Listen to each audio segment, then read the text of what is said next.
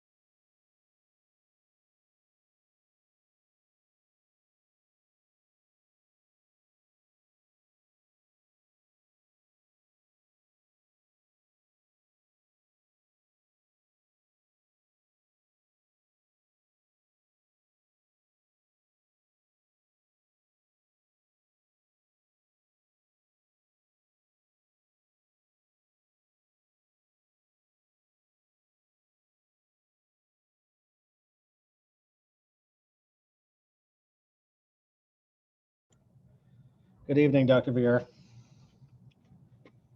This is a mic check. Copy. Can you hear me okay, Gary? You're coming across fine by mic check's good. Okay, I'm going to go ahead and turn it off and talk and see if you hear me. Roger. Not a word.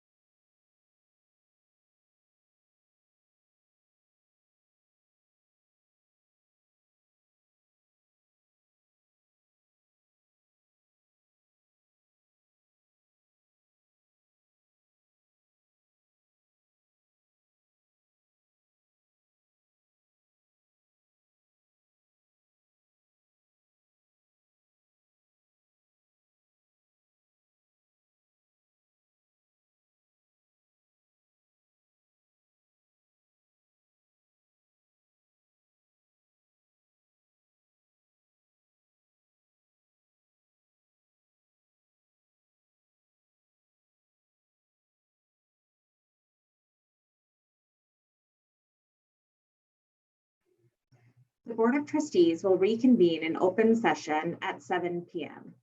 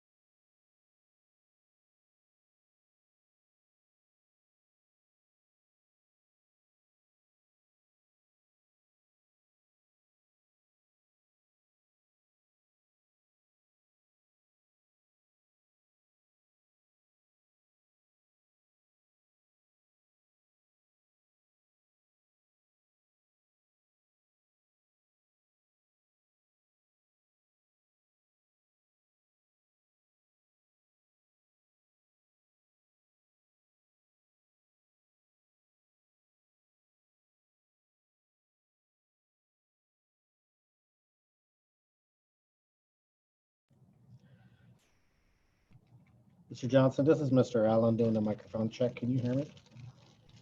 I can hear you. Can you hear me? You're coming across 5 by. Perfect.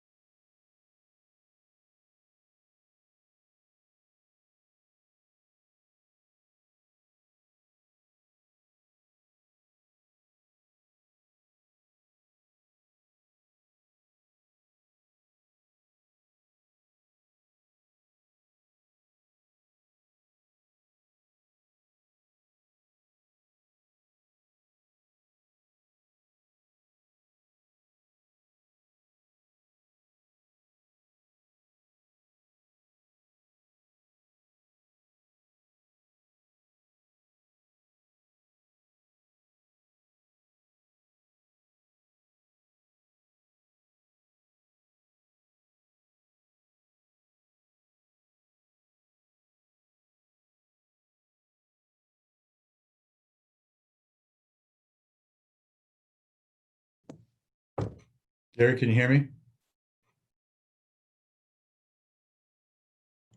Yes, you're coming across 5 by. Gary, can you hear me? Copy, I can hear you also. Am I logged in as myself or as district? You're logged in as district.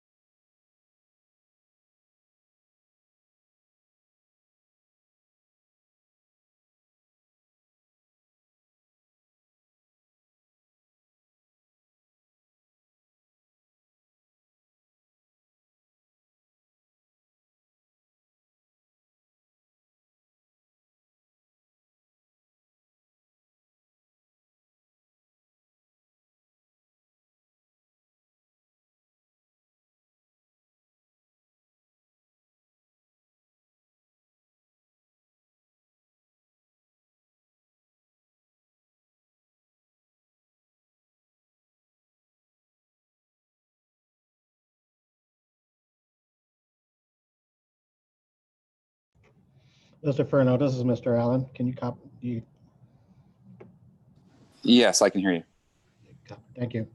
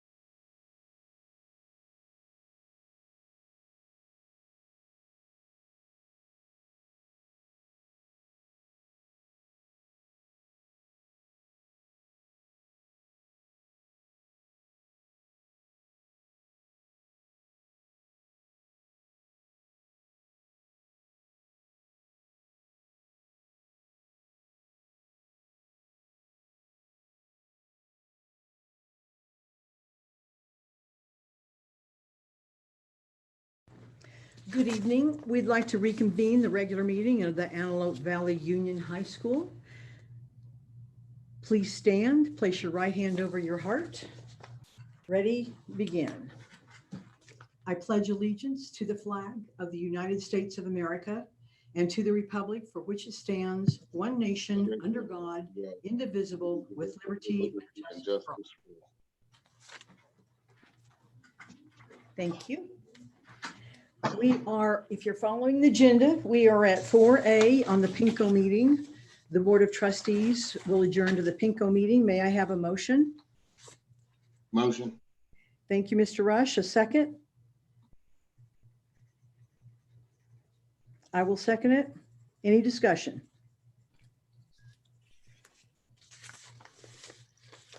Student board member, how do you vote? Mr. Johnson? Aye.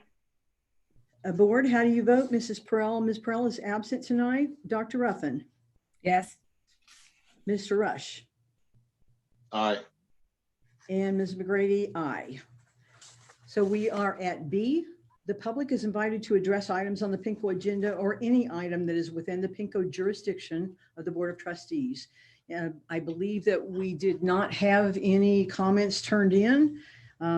So we will move on to C, to conduct the public hearing for the 2020-2021 PINCO operation budget. We will open the hearing time at 7:03. Comments from the staff and board. Mr. Hawkins. Yes, good evening. This is the public hearing portion for the operating budget of PINCO. Just to remind everyone, PINCO is a JPA. It's an entrepreneurial account that is made up of 38 school districts. All of the revenues and all of the expenditures equal each other throughout the year. So they will maintain profitability or their ending balance. I'd be happy to answer any questions regarding the budget. Thank you. Are there any questions from the board? Mr. Hawkins, are you just talking about budgets for this part, or you're not on D yet, right? This is just the PINCO budget, the partners in nutritional services. Right. There is a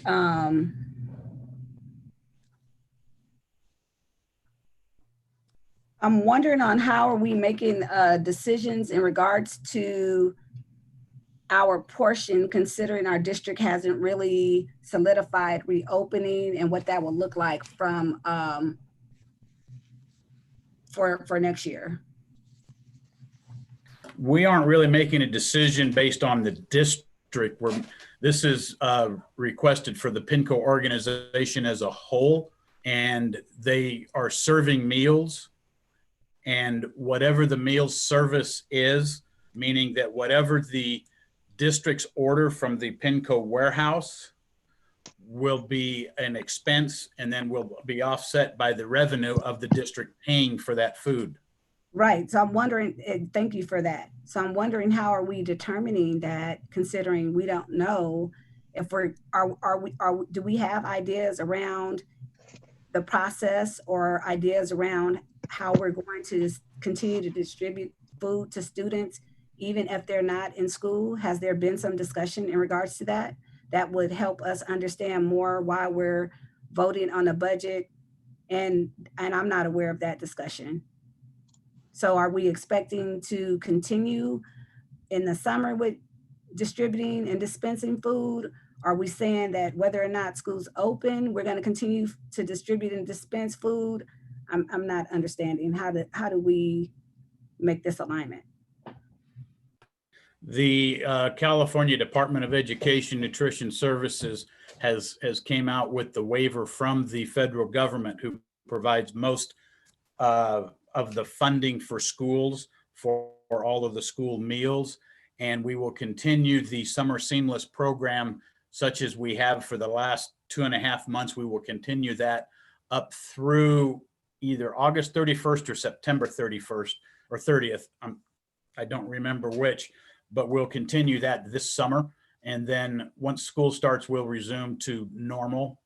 So somewhere in the August range where we can continue the summer service up through the end of August, I believe. And then starting September 1st, we would do our normal food service for students. Okay, thank you so much. And just as a clarification and a reminder, the PINCO budget that we're talking about is for 38 districts. It's not just for us. Is that correct, Mr. Hawkins?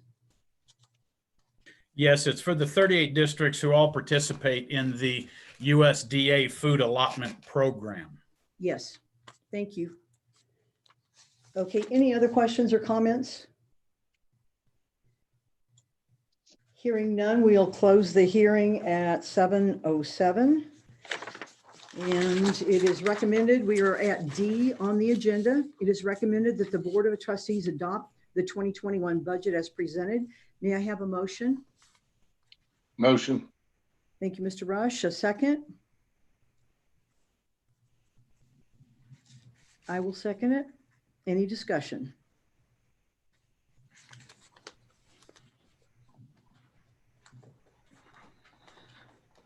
Hearing none. Mr. Johnson, how do you vote?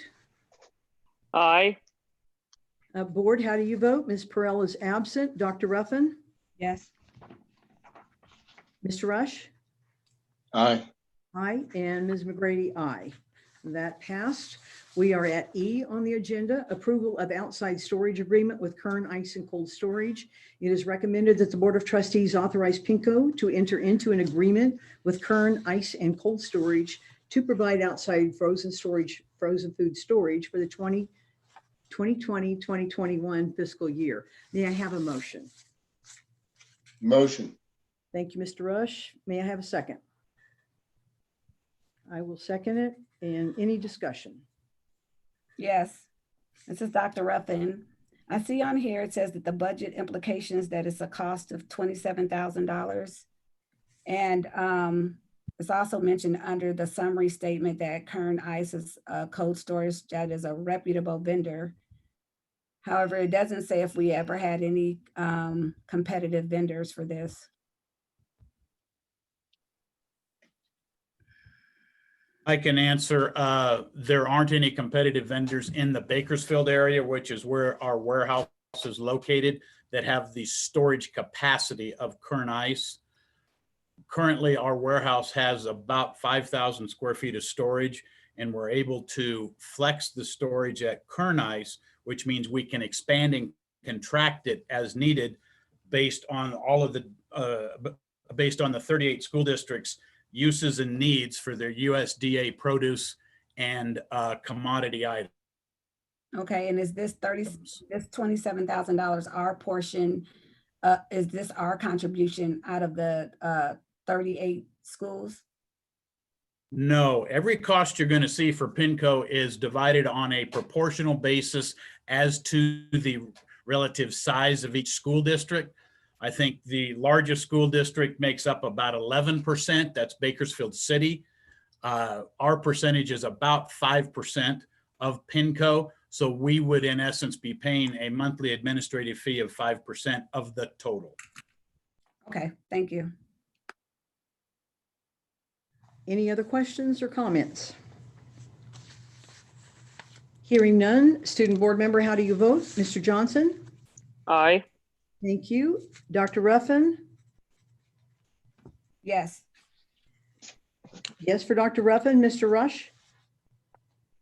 Yes. And Mrs. McGrady, yes. So that one passed. We are at F on the agenda, approval of outside storage agreement with the Titan Cold Storage 2020-2021. It is recommended that the Board of Trustees approve an agreement between PINCO and Titan and Cold Storage to provide outside dry storage. May I have a motion? Motion. Thank you, Mr. Rush. A second? I will make a second. Any discussion? Yes, I think this was submitted by Mr. Cook, but I think Mr. Hawkins is answering. Again, under the submitted statements, it says, after soliciting multiple storage facilities in the immediate area, but there is no listing of what those multiple storage facilities are. It doesn't allow the board to see what the competitive bidding is. I'm not sure why it was left out. Can you share with us what the other competitive bids are?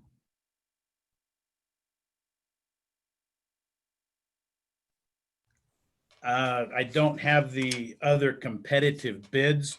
We solicit food storage, and understand there is, when food storage, it has to have a whole different level of cleanliness than a regular storage facility. So there's a few around that can do that.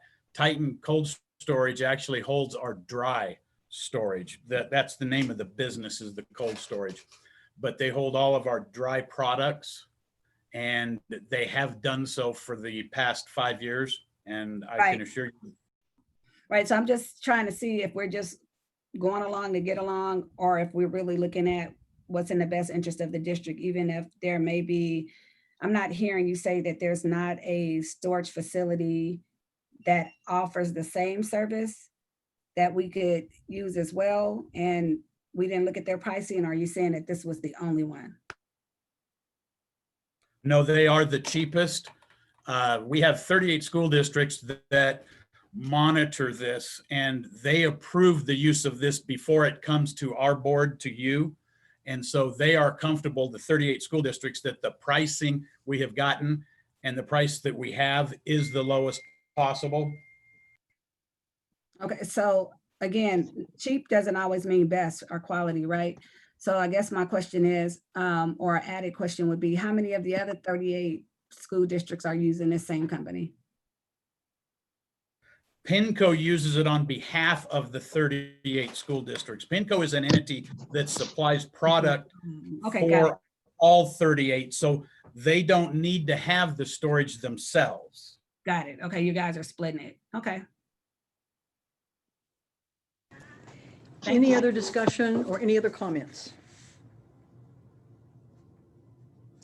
Hearing none. Student board member, how do you vote? Mr. Johnson? Aye. Dr. Ruffin? Yes. That was a yes. Mr. Rush? Yes. Yes, and Mrs. McGrady, yes, so that passed. We are at G on the agenda, approval of requests for food purchases in 2021. It is recommended that the Board of Trustees authorize PINCO to establish purchase orders with vendors as presented. May I have a motion?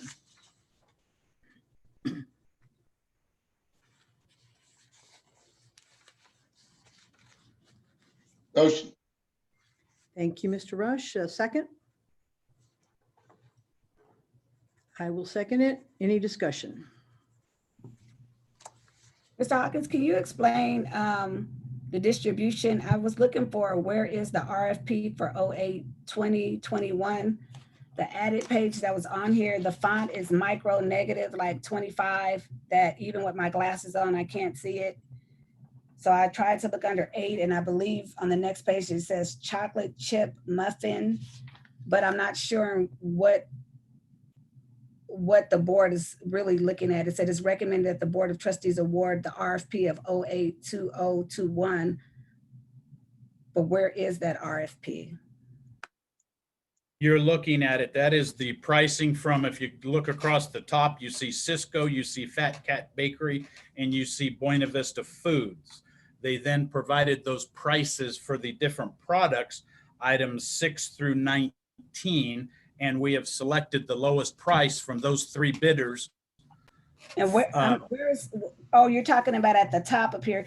Could you guys the next time like make it so we can read it? This is like really, I can't even depict what this is. I would need like a microscope or something to look at this. It's really, really, really tiny.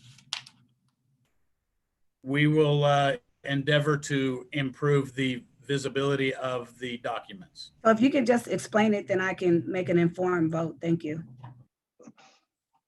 Absolutely. Do you need more explanation, or was that sufficient?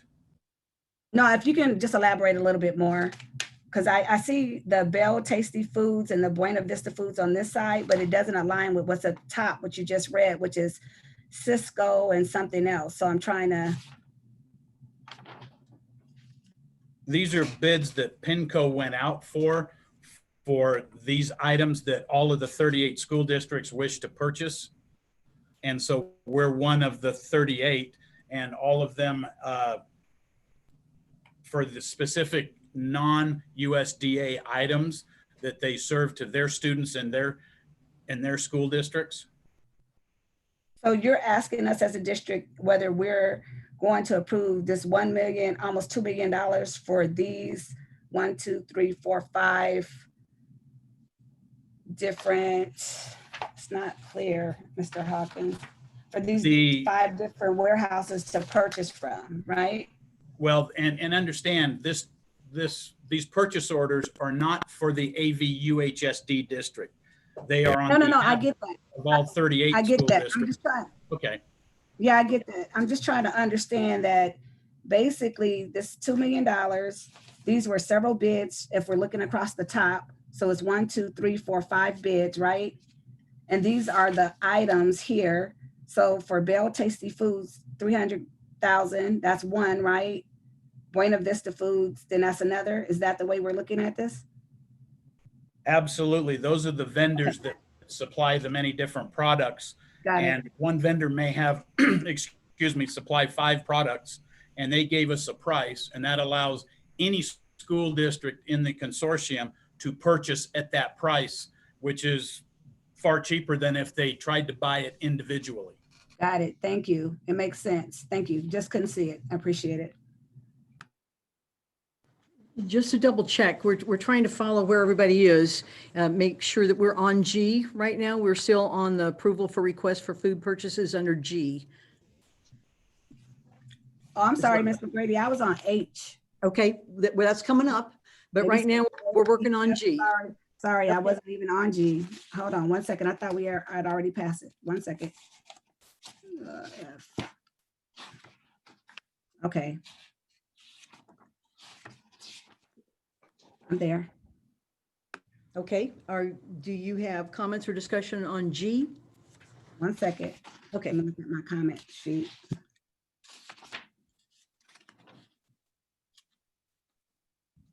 No, I'm okay with that. okay, any other comments or discussion from anyone else? Hearing none, student board member, how do you vote? Mr. Johnson? Aye. Thank you, and that's an aye. Dr. Ruffin? Yes. Yes, and Mr. Rush? Yes. Yes, and Mrs. McGrady, yes. That one passed. We are now at H. It is recommended that the Board of Trustees award RFP 08-2021 as presented. May I have a motion?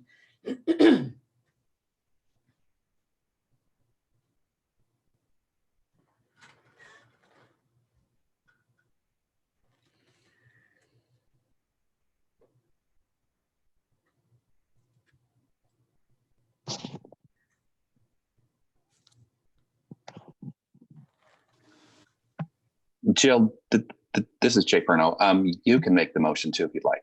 Okay, I will make that motion. Do I have a second?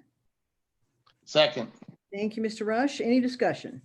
Any further discussion? Since we did discuss it already, do we have any further discussion? Hearing none. Student board member, how do you vote? Mr. Johnson? Aye. Thank you. That's an aye. Dr. Ruffin? Yes. I believe that was a yes. Yes. Thank you. Mr. Rush? Yes. Yes, and Ms. McGrady, yes. Okay, that one passed. We are at I, purchase order schedule for Pinko. It is recommended that the Board of Trustees approve and authorize the purchases outlined on the attached schedule. May I have a motion? Motion. Thank you, Mr. Rush. Second. I will second it. Any discussion? Hearing none, student board member, how do you vote? Mr. Johnson? Aye. Thank you. That's an aye. Dr. Ruffin? Yes. A yes. Mr. Rush? Yes. Yes, and Ms. McGrady, yes. So that has passed. So we will now, we are at 5A. We are reconvening our regular meeting. Let's move right on to 6A. At this time, I would like to recognize Elijah Johnson, our student board member. Tonight, we would like to recognize Elijah Johnson, our student board member, for his work this past year. Mr. Johnson, you've been an intelligent, kind, and honorable board member. We thank you for your service in representing the students of the Antelope Valley on this board. It has not always been an easy task, but one you have proven your ability to perform. Thank you for your time, your service to our students, our schools, and our communities. We have a plaque to honor you for your work, and I'm so sorry we can't give it to you in person this evening, but we will make arrangements for you to receive it. I understand that you've been re-elected to this position by your peers, and you will be our student representative for the 2020-2021 school year beginning July 1st. Congratulations. I look forward to working with you for another year. Again, we thank you for your service. Thank you very much, Mrs. McGrady. You are so welcome. Anyone else like to make any comments before we move forward? Okay, we are at 6B, the presentation on social emotional support services. This is Ms. Williams. Good evening to the Board of Trustees in the Antelope Valley community. My name is Chandlin Williams, and I am the Assistant Superintendent of Student Services. I would like to take a few moments this evening to share the district's efforts with providing social emotional supports for our students during distance learning and our continued efforts through the summer. Next slide. During the Safer at Home orders, all of our students and staff continue to have access virtually to school psychologists, our school counselors, our school social workers, our educationally related intensive counseling therapists, and also our school-based mental health services. Next slide.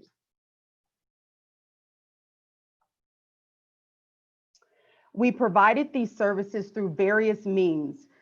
We recognize social emotional support is an integral part of supporting our students and families, especially during this time. A website was developed that included a number of resources available within the Antelope Valley and also within Los Angeles County to support our students and families. It also, as part of that website, we provided free resources that our families and our students could utilize at home as well. A mental health hotline was also established to address the immediate needs of our students and families. Our 4 social workers and 2 of our school psychologists were available and continue to be available to answer calls and connect our families to various community resources. Next slide, please. Our school counselors were also instrumental in supporting the social emotional needs of our students. They established numerous ways to connect with our students to provide academic, college and career, and social emotional support. They developed drop-in Google Meet rooms that were open throughout the day. In addition, students and their parents were able to schedule one-on-one appointments if needed. There was ongoing communication of important information and resources through weekly bulletins. Our social workers also not only staffed our mental health hotline, but also provided continued support to students on their caseloads virtually via Google Meet and also via phone calls. We also wanted to ensure we had real-time information regarding services offered within our community. So our social workers spent a number of hours contacting community agencies to identify services and to make sure that those services were still in place during this time. Next slide, please.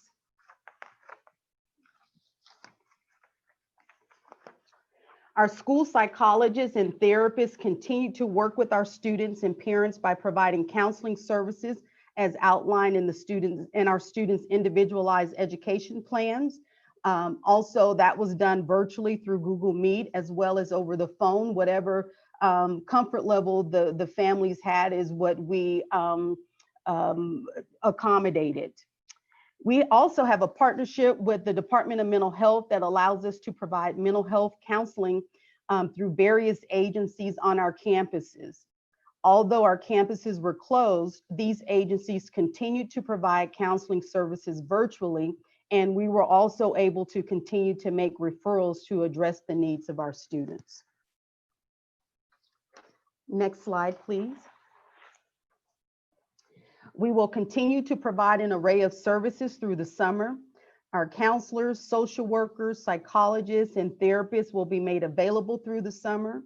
Also, our mental health hotline will also remain in place through the summer and will be staffed by our social workers. Next slide. Previous slide, please. We've already begun preparing for the needs of our students for the upcoming school year by identifying additional supports, curriculum, and training needed to address the trauma and social emotional learning that we will continue to provide to our students in the upcoming school year. Next slide, please. We also recognize that our staff and our parents may need supports in this area as well, and are currently looking at and developing a plan to address their needs also.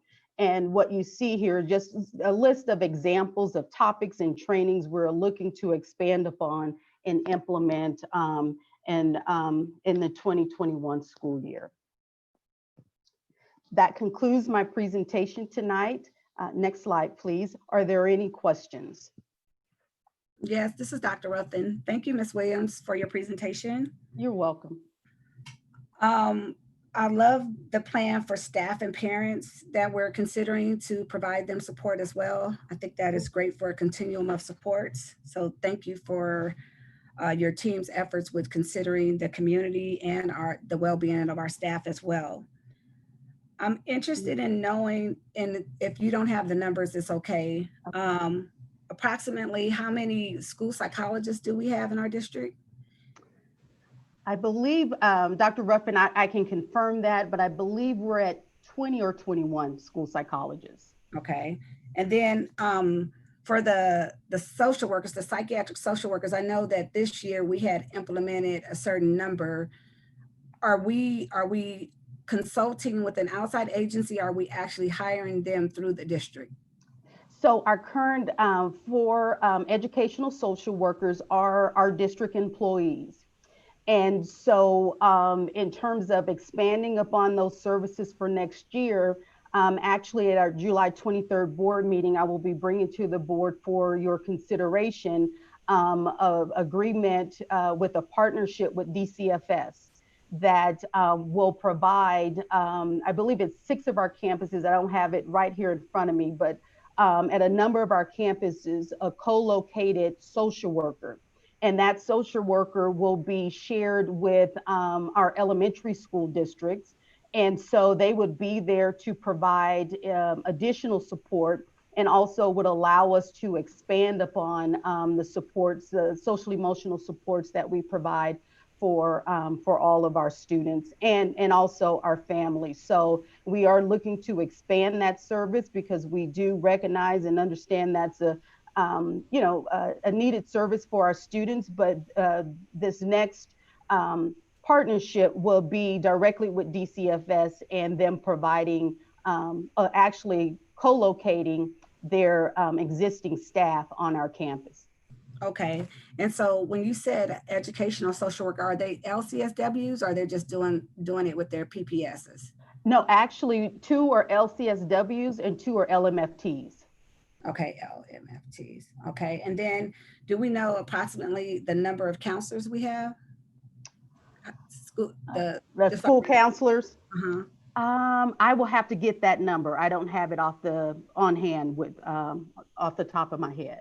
Okay. And approximately we have about, let me see, 20, roughly right now, about 24. And if we just hypothetically just added like, I don't know, another 20 counselors to this, it could be approximately somewhere in between like 50 to 60 social emotional staff that's supporting 23,000 students. Well, our school counselor numbers, I think, are already around that number. I don't know right offhand, but I can get that for you. But it's more than the 2030 Okay. number. Yes. Okay. Across our district. Yeah, okay. It's well more than that. I just don't have the exact number. Okay. And then I just was a little rough on the total number of students approximately in the district. I'm sorry? I said I'm a little rough on the number with the total number of students in our district right now. Yeah, you mean approximately the 20,000 students? Uh-huh. Yeah, it's approximately 20,000 students. 20,000. Okay, I had 23. Okay.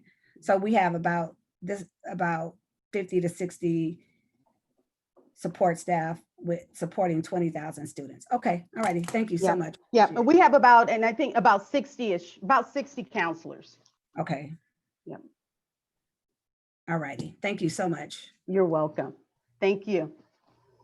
Thank you, Ms. Williams. We appreciate you and your team's work on this important branch of our district. Do we have any other questions or comments for Ms. Williams? Okay, hearing none, we will move on. Thank you. We are at 6C, the Antelope Valley Schools Transportation AVSTA report or update. Mr. Hawkins?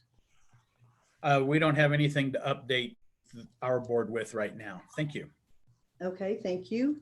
We are now at 6D from ABTA. I believe Mr. Shy is not here this evening, but Mr. James Stockdale will be speaking. Hi, can you all hear me? Yes.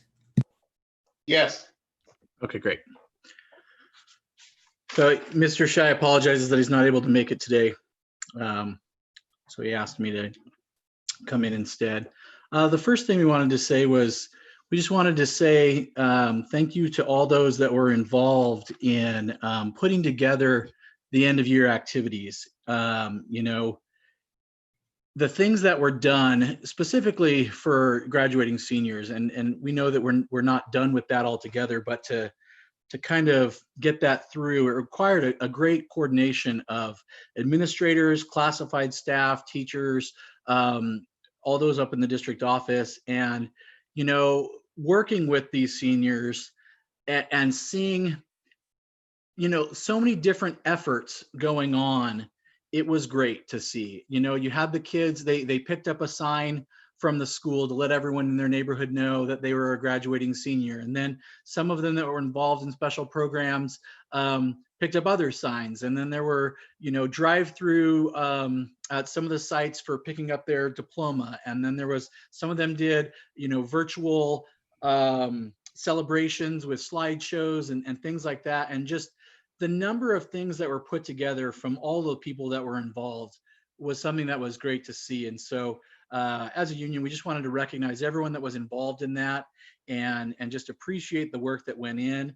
It could have been so easy to just check a box and say that things are done and move on. And people really went the extra mile to let seniors know that we understood that this was not the way that they pictured it and they envisioned it, but that everyone collectively cared about them. And I think that they really got that message. I know students that I work with and a lot of other teachers that have shared said that they had kids that were in tears just because they were really grateful for that. So I just wanted to recognize that and bring that up. Also wanted to say that as teachers, we really appreciate the opportunity to have some input as things are developing for the fall. We understand that plan is still a work in progress, but you know, surveys that have gone out that have allowed teachers to have a voice in that and express things that they think that they would work and things that they're concerned about. And that's, you know, something that's so important to be able to have that open dialogue and communication with everybody. So we appreciate those. We know that we had talked at the last meeting about a meeting that was scheduled for June 4th to talk about, you know, things going forward and contracts and whatnot. And that one didn't go through. We're still missing a lot of information, but just that we have faith in the district and being able to move that forward and appreciate the willingness to meet. One concern that we also did have though from the last meeting, you know, I was going to address this to Dr. Ruffin and Mrs. Perel, but she's not here tonight. I'll address this to Dr. Ruffin. There was a vote on 12C last week that was concerning because it was our opportunity to accept a grant for $125,000. And the reason that's concerning to the teachers union is because in that same meeting prior to that, it was said that that you're a huge supporter of teachers unions, asking the board not to and the cabinet not to cut any teachers as we're looking at budget problems going forward and things like that. And we appreciate all of those sentiments. We really do. We're hoping not to see anybody cut either and to get through this together. But what's concerning about that is that those comments are followed by a vote not to accept $125,000. $125,000 that could be used to pay for a job that's already being done in our district and clear up and free up more money in our general fund. $125,000 roughly would pay for 2 new teachers to be hired into the district. And so that's concerning that we would do that.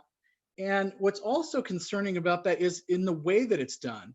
It was discussed at one meeting, and then more information was asked for. An additional 52 pages were provided, and then no more discussion about the merit of the actual thing we were voting on, but only discussion of procedure, which raises the question of, were we making that vote based on what was best for our students, what would actually benefit our teachers, or were we making that vote based on our pride that we didn't think that this should be brought back in that way, and missing the target of providing for our teachers and our students instead? When asked to expound on those things and share the why, to give a little transparency behind the vote, none was provided. And how does that provide? There's a number of teachers within our district that spend a lot of their own time writing grants for the district, as well as administrators and classified staff and many others. How do they move forward in good faith and goodwill, putting together grants for thousands and sometimes millions of dollars, if they don't even know that the board that they're going to bring it to is going to be willing to accept this free money that's being provided to the district? I, for one, have written millions of dollars of grants over the years, personally myself. And oftentimes that's done on my own time during the summer. And to know that those are things that perhaps we will just turn our nose up at with no discussion as to why. The reasons may have been valid, but we don't know because the reasons were not shared. And so that's something that's concerning, one, because it takes away money that can be used to pay for teachers in the future, so we don't have to lay people off and we don't have to cut wages. But two, it's concerning because of people that put in their time and their efforts, and they're not able to know if it's even worthwhile, and that brings down the district as a whole, as less people are willing to do that to provide those things for students. I'm sure there's going to be a lot of talk about budget tonight. It's a big item on the agenda, and everyone, I'm sure, is aware of that. But as we have that discussion about budget, grants play a large role in that. Yes, we have hundreds of millions of dollars and we're splitting in a lot of different directions, but millions of dollars in grant money is nothing to turn our nose up at. And so while this was, quote unquote, only $125,000, it really carries a lot more meaning to that. And so I would invite you, Dr. Ruffin, and Ms. Perrell, when she's back the next time, to share with us why that is. Help us understand how it is we do support our teachers, but we turn our nose up at money that would allow us to keep teachers in their jobs. Thank you very much. Thank you, Mr. Stockdale. From CSEA, we possibly have Ms. White, Karen White. Is she going to speak tonight? No. Okay, I'm hearing she is not. We are at 6F for public comments from the floor for agendized items. Mrs. McGrady? Yes. I would like to chime in for a hot second. Say it again. I said I would like to chime in for a hot second. Okay. So I asked during the last meeting to have the board vote on how the board would embrace board comments to make sure that we're not being impartial and only allowing voices of selected or an orchestrated narrative to be presented to the board. I asked for a 24-hour board meeting that 3 board members agreed to, and it was never honored. The executive order in 2520, which requires school districts to provide a physical location for where members of the public could participate in the board members, that was overrode with this executive order, because now that we're in a pandemic, we don't have to provide that space. But in that order, it also says that the public must be able to observe and address the meeting by telephone or electronic means. It also says that the governing board, not one person, not the clerk and or the superintendent solely, but the board must implement a procedure for receiving resolve requests for reasonable participation in this process. And that was listed in the CSBA newspaper that they sent out to all of the board members, and I'm aware that Dr. Vieira is aware of that. So I just want to say, even though it is listed in the beginning of our board agenda today, that we quote unquote have a process, this process has not been approved by the board. It has been approved by individual members of this board acting as an individual and Dr. Vieira. Thank you. Okay, we are at F on the public comments from the floor for agendized items. We have one person who has sent in something. So could we hear that at this time? We have one comment from Sean Jackson. He writes, "Am I the only person in the community that finds it crazy that before the board tonight is a budget for hundreds of millions of dollars for the high school district, and one of the board members voting on it was so disgraced as a PTA treasurer that they had to be removed? Can that board member please be recused from any voting on budget-related items until all investigations into wrongdoing are completed?" Okay, thank you. We are on G for public comments from the floor for non-agendized items. Board, we have a number of messages on non-agendized items tonight. And if the board is willing, I would like to suggest that we hear them all. We may go over our 20 minutes per topic, but probably not by too much. And I personally just believe we should try to hear what everybody has to say. Are there only 3 of us, or 4, including Mr. Johnson? How do you feel about this? Are you willing to hear all the messages that were sent in tonight? I'm all for hearing every single message sent in tonight. Thank you, Mr. Rush. Dr. Ruffin? I would like to know how many messages have been sent in tonight, number one, so that we can determine what the time limit would be before we make that decision. And I also would like to know,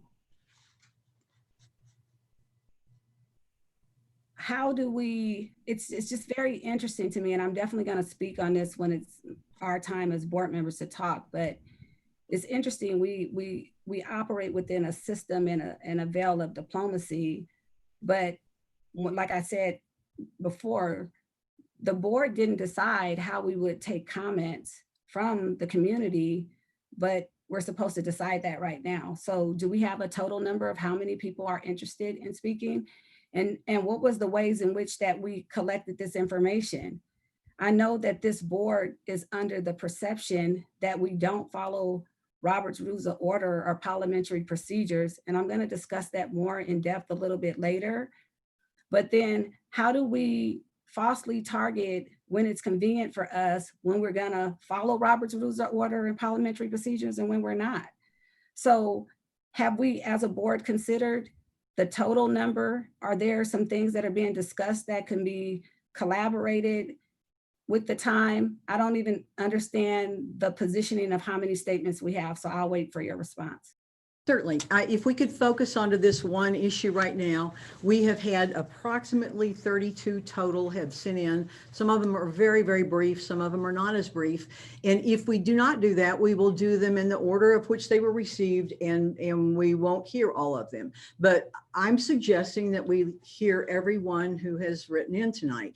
And if so what is the total are willing to do that, because if you're not willing to do that, just say no. So, thank you, Mrs. McGrady. So I'm asking because just like we have given liberty to have our union people present, we can also give liberty to have the individuals for the community call in and speak openly as well. So since we didn't have an opportunity as a board to decide on that, and I'm going to make an assumption right now that it appears that somebody would be reading off these comments, then we should have an idea of how much time that would take. So is that a yes or a no? I mean, Let's just get to it. We're either going to allow them all to be heard or we're not. Sorry, Mrs. McGrady. I am asking, how much time is that? Do we have a count? I believe I just told you we have approximately 32. Some are very brief. So you said some are longer than others. So do we have some of the 32 that are 5 minutes each? How much time have we? Okay, You know what? If you do not want to do it, just say no. We did not read them. I have not looked at them. I have no idea. I just Mr. want to Brady. hear what everyone wants to say to us. But if you do not, say no, and we will go in the order that they were received, and we will go for the 20 minutes per topic, and we will hear those people, the words from those people. Ms. McGrady, this is Jay Furno. Just real quickly, just to kind of focus on the procedural aspect, the board bylaw 93.3 provides that with board consent, the president may increase or decrease the time allowed for public presentation, depending on the topic and the number of persons wishing to be heard. That's my understanding of what you are attempting to accomplish right now, is get board consent that we can go over 20 minutes. Maybe I can offer a solution here. Why don't we go for 20 minutes, see how many you get through, and at that point, we might have a better idea as to how much more time is needed for the remaining public comments, and a decision can be made at that time. And thank you, Mr. Furno, for adding that information.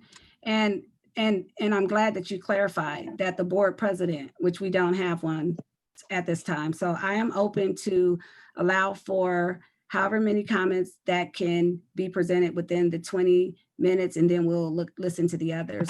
We'll come back to— Just so we're clear, I want to clear up one more procedural issue, Dr. Ruffin. Ms. McGrady is the acting presiding officer in this board meeting, and she acts as the board president at this board meeting. Okay, so again, I will discuss that in my summary statements, because like I said, it's always a moving target. And I did mention that in the last board meeting. I'm not sure how you have a board that you have the same person be the clerk, you have another person, the same person is the president, and you have, I mean, it's like the judge, the juror, and the prosecutor all in one person, but this is interesting. So I'll wait for the comments. Okay, thank you. Let's get on with the comments from the public. Please, can we do that? So let's go ahead and we will go by the time, and then we will, when we run out of time, we'll see where we are. I just want to go on record that I personally wanted to hear everyone's, and but let's move forward. The first comment tonight is from Omar Gomez. To everyone who is here today, it is time you closely listen to those who are directly affected by police brutality. It is time you listen to your Black and Brown students. The Antelope Valley has perpetual cases of hate crimes and spends $80 million in policing their overall community. Why is it that you choose to invest over $1 million to police your students instead of investing in their futures? Why is it so hard for everyone here to talk about racism? Defunding the police sounds so radical, but look at the reality we live in and how this whole time we have been defunding education, and not one person here has been listening to that. Our petition and lived experiences reveal that police presence in schools creates hostile environments that are not suitable for learning. Every year, there are graphic videos that resurface that show how even security guards participate in violent acts on students. As someone who is pursuing medical school in the near future, it is my duty and privilege to voice the concerns that still deeply hurt my community. You have to remove the police from our schools. Police in schools have never once de-escalated problems amongst students nor school shootings. The safest communities don't have the most cops, they have the most resources. We are asking you to seriously remove police from our schools and put that money where you can invest in more resources for your students for the sake of their future. There was a time where slavery was such a controversial topic, and now there is a history written with names of people who were in favor of it. Which side will your name be in when police brutality is written in future history books? The next comment is from Rosalind Skeleton. I urge you to take immediate action in regards to Quartz Hill High School's mascot. The mascot of Johnny Reb represents the deep-rooted racism of our country and is hurtful to Black families and students. I understand that you have taken steps in the past to tone down the mascot, but it is simply not enough. The rebel must be completely removed and replaced with a mascot that brings unity to our community. The next comment is from James Tilton. As an educator, I was moved by Dr. Vieira's statement last week about the need for more just world, for a more just world. His words were a powerful call to stand against racial injustice wherever we see it, even in our classrooms and schools. I'm here today to ask the board to take 2 tangible steps in bringing Dr. Vieira's statement from words to reality. The first way to make this change is by reallocating the $1.5 million being spent on campus police officers and using those funds on counselors, social workers, psychiatrists, and security staff who will be focused on our at-risk youth. Even the presence of a good resource officer sends the wrong message to our students, especially our students of color. Studies show that Black students especially feel less safe with cops on campus, resulting in lower test scores and graduation rates. Those feelings are based in tragic reality, as Black students are 3 times more likely to be arrested by a school resource officer than their white peers. Disabled students who are arrested at 3 times the rate of their able-bodied peers, and low-income students who are arrested at 7 times the rate of their middle-class peers would also benefit from this change. I know that some would argue that campus police officers protect our schools from mass shootings, but evidence has not shown that to be the case. I fully support the push for safer schools and have spoken to this board previously about that issue, but I refuse to believe that the best way to stop a school shooter, the vast majority of whom are white, is by increasing the incarceration rate of our Black and brown student populations. We can do better. And especially in light of current events, we must do better. That's why I joined with over 1,000 other community members to ask respectfully for the reallocation of this $1.5 million. It is imperative that the district reevaluate the relationship between law enforcement and our schools. Law enforcement can be called as needed, but they do not need to be a permanent presence on our campus. The second change I'd like to propose is a new mascot for Quartz Hill High School. The rebel is taken from Confederate history and has no place in our community. I would think that a school with such a glowing reputation would be embarrassed to have it as its figurehead, a racist emblem taken from the losing side of America's bloodiest war. We should be embarrassed as well. Our Black students deserve better, and they've deserved better for a long time. It's time to make a change. Thank you for listening.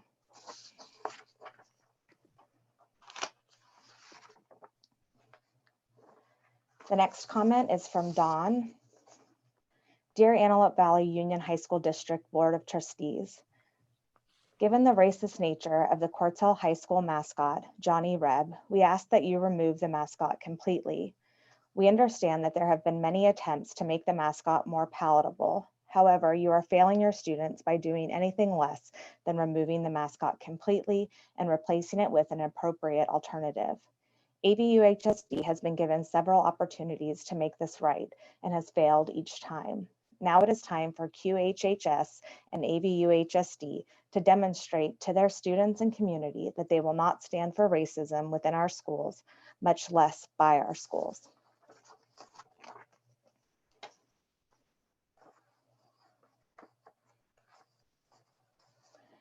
The next comment is from Evelyn Ariano.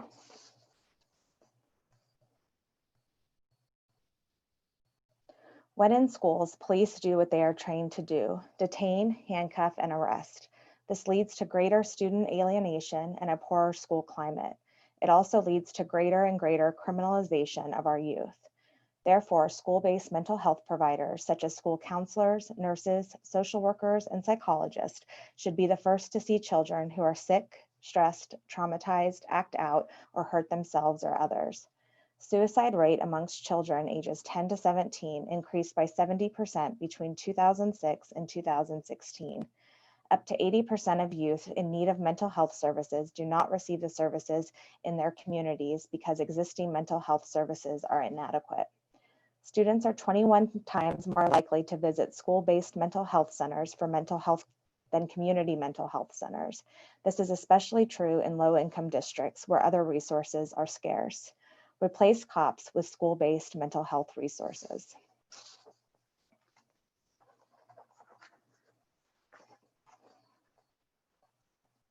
The next comment is from Simon Escobar.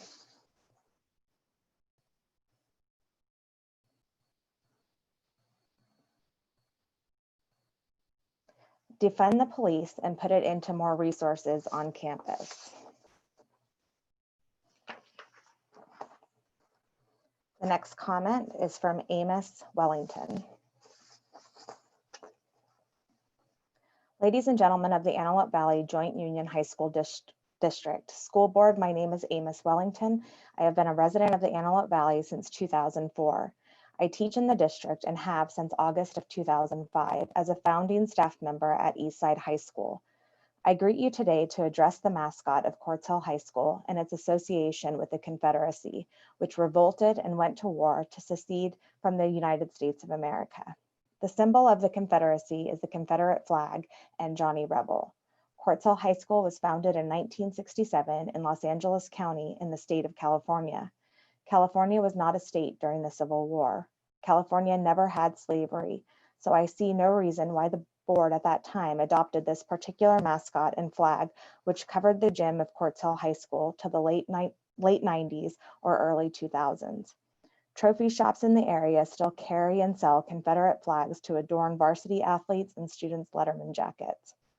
The original sin of America was a period of enslavement of the African, and prior to that genocide of the Native American. Ladies and gentlemen of the board, I submit respectfully to you that it's time to make a change. My next example of the need for such a change is the fact that the other 7 schools in our district at comprehensive sites have animals as their mascot. Antelopes, falcons, bulldogs, lions, lobos, eagles, hawks.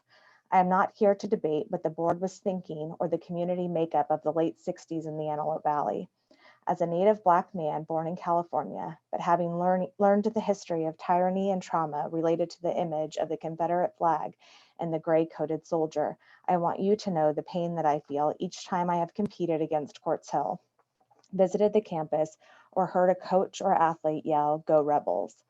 Although I've only lived in Southern California, the extension of the cries from ancestors' blood shed to ensure that this nation would not salute the flag or extend the period of enslavement beyond the Civil War leads me to call out to you today. We can do better than this, far better, in fact. In recent weeks, we've seen civic leaders in municipalities at the local level and at the state level remove street names, statues erected to salute Confederate soldiers and generals, some that were not even cities during the Civil War, established to intimidate the 30 African-American citizen. We've also seen NASCAR no longer allow the Confederate flag at its events. Now it's time for this board to take bold steps to choose an appropriate name for the mascot at Quartz Hill High School and to divest from the association with these divisive symbols of the Confederacy. Lastly, I'm asking that you consider an online petition started last week that has accumulated over 4,700 signatures to remove Johnny Rebel and all assemblage of the stars and bars, change.org, respectfully submitted by Amos Paul Wellington on this 11th day of June in the year of our Lord, 2020.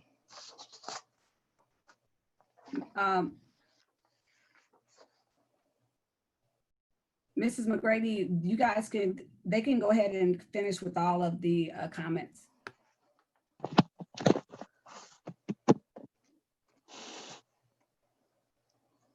Well, let's move along as we started out. Let's move along and see where we are when we get to the end of the 20 minutes, and we'll go from there. And I think you have about 10 minutes left. The next comment is from Evelyn Ariano. The Lancaster and Palmdale LASD was put under investigation by the U.S. Department of Justice in 2013, and they found evidence of unlawful and unconstitutional racist and violent behavior from the deputies.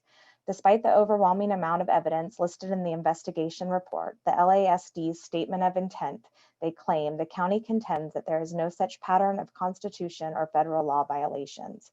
The AVUHSD should not have a partnership with the Sheriff's Department that refuses to admit their own wrongdoings. The next comment is from Trevin. As a QHHS alumnus, I am acutely aware of the meritus of a public school education and how well schools can serve students when they are equipped with excellent educators, staff, and involved parents. I saw firsthand the hard work of numerous generous teachers striving to better the next generation. For that, I will always be grateful. Unfortunately, the mascot at QHHS poorly represents these values, but rather painfully reminds some of how they will not receive a helping hand due to the color of their skin. Johnny Reb venerates a time when traders sought to create an independent state for the purpose of worshiping self-enrichment at the expense of their fellow man. Even today, we mask racism behind other, more acceptable ideologies and beliefs, merely facades.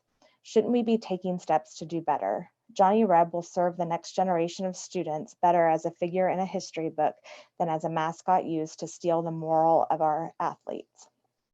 Or perhaps I misunderstand the district's values. Maybe Johnny Reb is exactly the message that the board wishes to continue communicating. I'd like to request your immediate consideration in directing the district superintendent and principal of QHHS to rebrand the QHHS mascot to something with no racist undertones. Gachos would be a fantastic mascot name, and the branding would not have to change. This action can be done without violating the Brown Act, as mascots are an administration decision that does not need to be agendized. If council advises differently, then please consider directing staff to agendize this item for the next board meeting.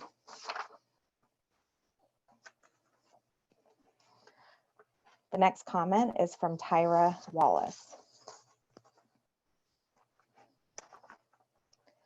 Black students are 3 times more likely to experience school-related arrest. Disabled students 3 times more likely. Low-income students 7 times more likely. Usually these arrests are for petty and nonviolent offenses. This forces our youth into a broken criminal justice system far too young. Once you are in this beast of a system, it's incredibly hard to get out. Why would we want our school district to contribute to this school to prison pipeline? The 1,144 people that have signed our petition to end this partnership in the last week are outraged. Why aren't we all outraged? Some people may say, not our community, not our campuses. Tell that to the Highland High School alumna and her ex-boyfriend who were falsely accused of stealing, and upon being searched by campus police, they were told foster kids usually steal anyways. Tell that to the Antelope Valley High School Black alumna who ditched class with a white friend, but was the only individual ticketed. Not to mention her white peer stole from the 7-Eleven. This alumna never entered the corner store, but somehow was the only individual that had to appear in court. Tell that to the Eastside High School alumnus who was pinned to a wall in front of the entire class because he was accused of drawing gang signs when he only sketched his sister's name and dog's name in graffiti-styled font. Tell that to the Quartz Hill High School alumna who reached out to campus officers about a fellow student's constant harassment, but the officers refused to hear more because that was not their purpose at this school. Then what is their purpose? I thought it was to protect our students, but the execution has been far from it. This brings me to my final point. Some say we should not remove police from schools because they protect students from danger. To this I say, what about our Black, disabled, and low-income students? Their futures are in danger. If your priority is our student safety, then this should concern you as well. We have to ask ourselves, are we willing to allow this to continue? Are we willing to pay this price? Are we willing to destroy the future of numerous students? I ask you, what is so radical about asking ourselves, is this system best for all students? And if that answer is no, then why is it so radical to free ourselves from this system and produce another one that can keep every student safe? If you say you care about our students, please remember to care about all students.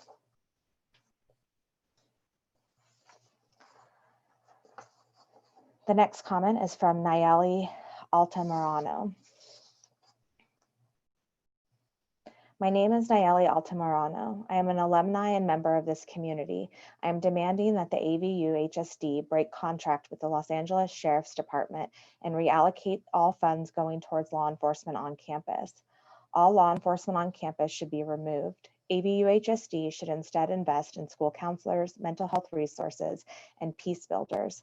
Instead of a punitive and violent carceral threat hanging over students' heads day in and day out, our schools should have well-supported, transformative, restorative justice programs. Parents and students should be involved in these conversations about harm and justice. It takes courage to address the root issues behind harm in a community, but community accountability and community-led justice that is not punitive, that does not brand you as bad, or deserving no education. Incarceration or death is what this community deserves. People, students, teachers, parents must be empowered to address intergroup conflict, but a system that invests in law enforcement does not model this. A system that is concerned with punishment and not reasonable consequences and support does not model this. An environment where there are explicit, predetermined punishments to specific violations of school rules, regardless of the situation or context of behavior, does not model this. SROs are critical components of the school to prison pipeline, and their presence on campus is unacceptable. There is a youth diversion and a developmental program in LA County to utilize.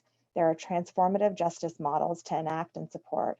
The history of law enforcement on school campuses is a racist and classist one motivated by fear and mistrust and convenience that came out of tough on crime rhetoric. In 1975, 1% of schools had cops. Now it's an endemic. When undocumented students, low-income students, disabled students, LGBTQ+ students are met with a threat of incarceration at a place of learning, it serves no one. When Black, Indigenous, people of color are targeted and made to feel unsafe by law enforcement, it is indefensible to have law enforcement on constant watch at a school. Black boys are suspended 3 times more than white boys. Black girls are suspended 6 times more than white girls. 2 statistics too many, and the presence of law enforcement has not solved any problems, but in fact, it is part of the problem. The criminalization of behavior, which causes more harm than it solves, does not work. No more cops in AV schools.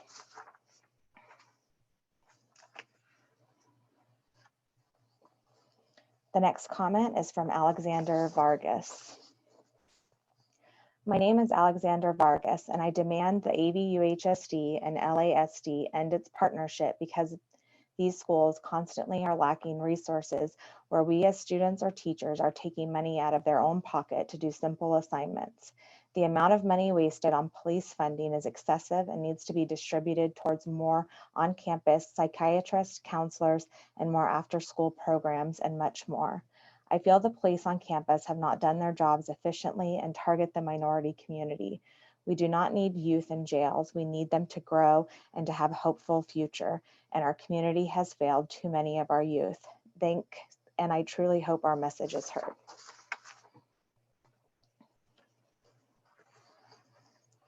The next message is from Louis M. Haro, JD.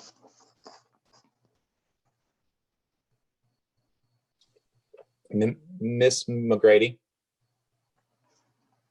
This is Jake Furno. Yes.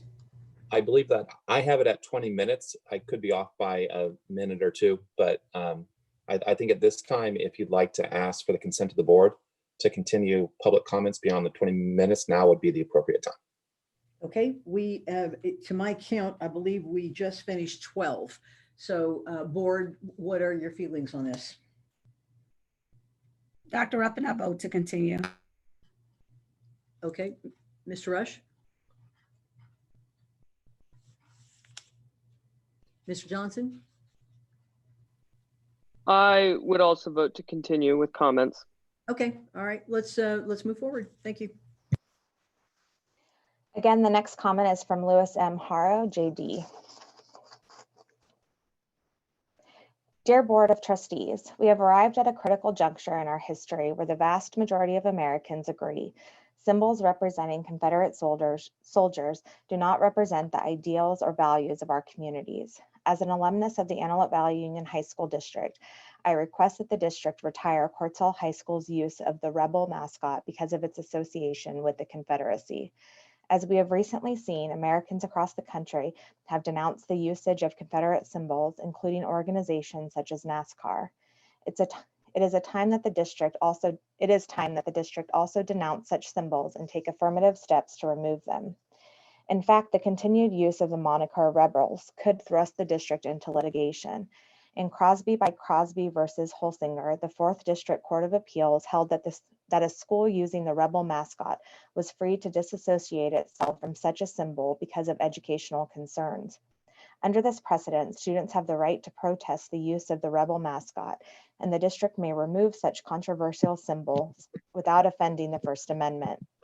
Lawsuits have been filed across the country claiming that the use of the rebel mascot amounts to use of the rebel mascot amounts to compelled speech, violates the Equal Protection Clause of the 14th Amendment and the Equal Educational Opportunities Act. Let us show our community and our students that a court order is not necessary to rid our schools of symbols venerating one of the darkest moments in our history. Hello, hey, I just want to interrupt for a second. I'm back. I couldn't unmute my button. It was definitely operator error. And yes, I agree that we need to continue to hear all the comments. Thank you, Ms. Rush. Let's move on.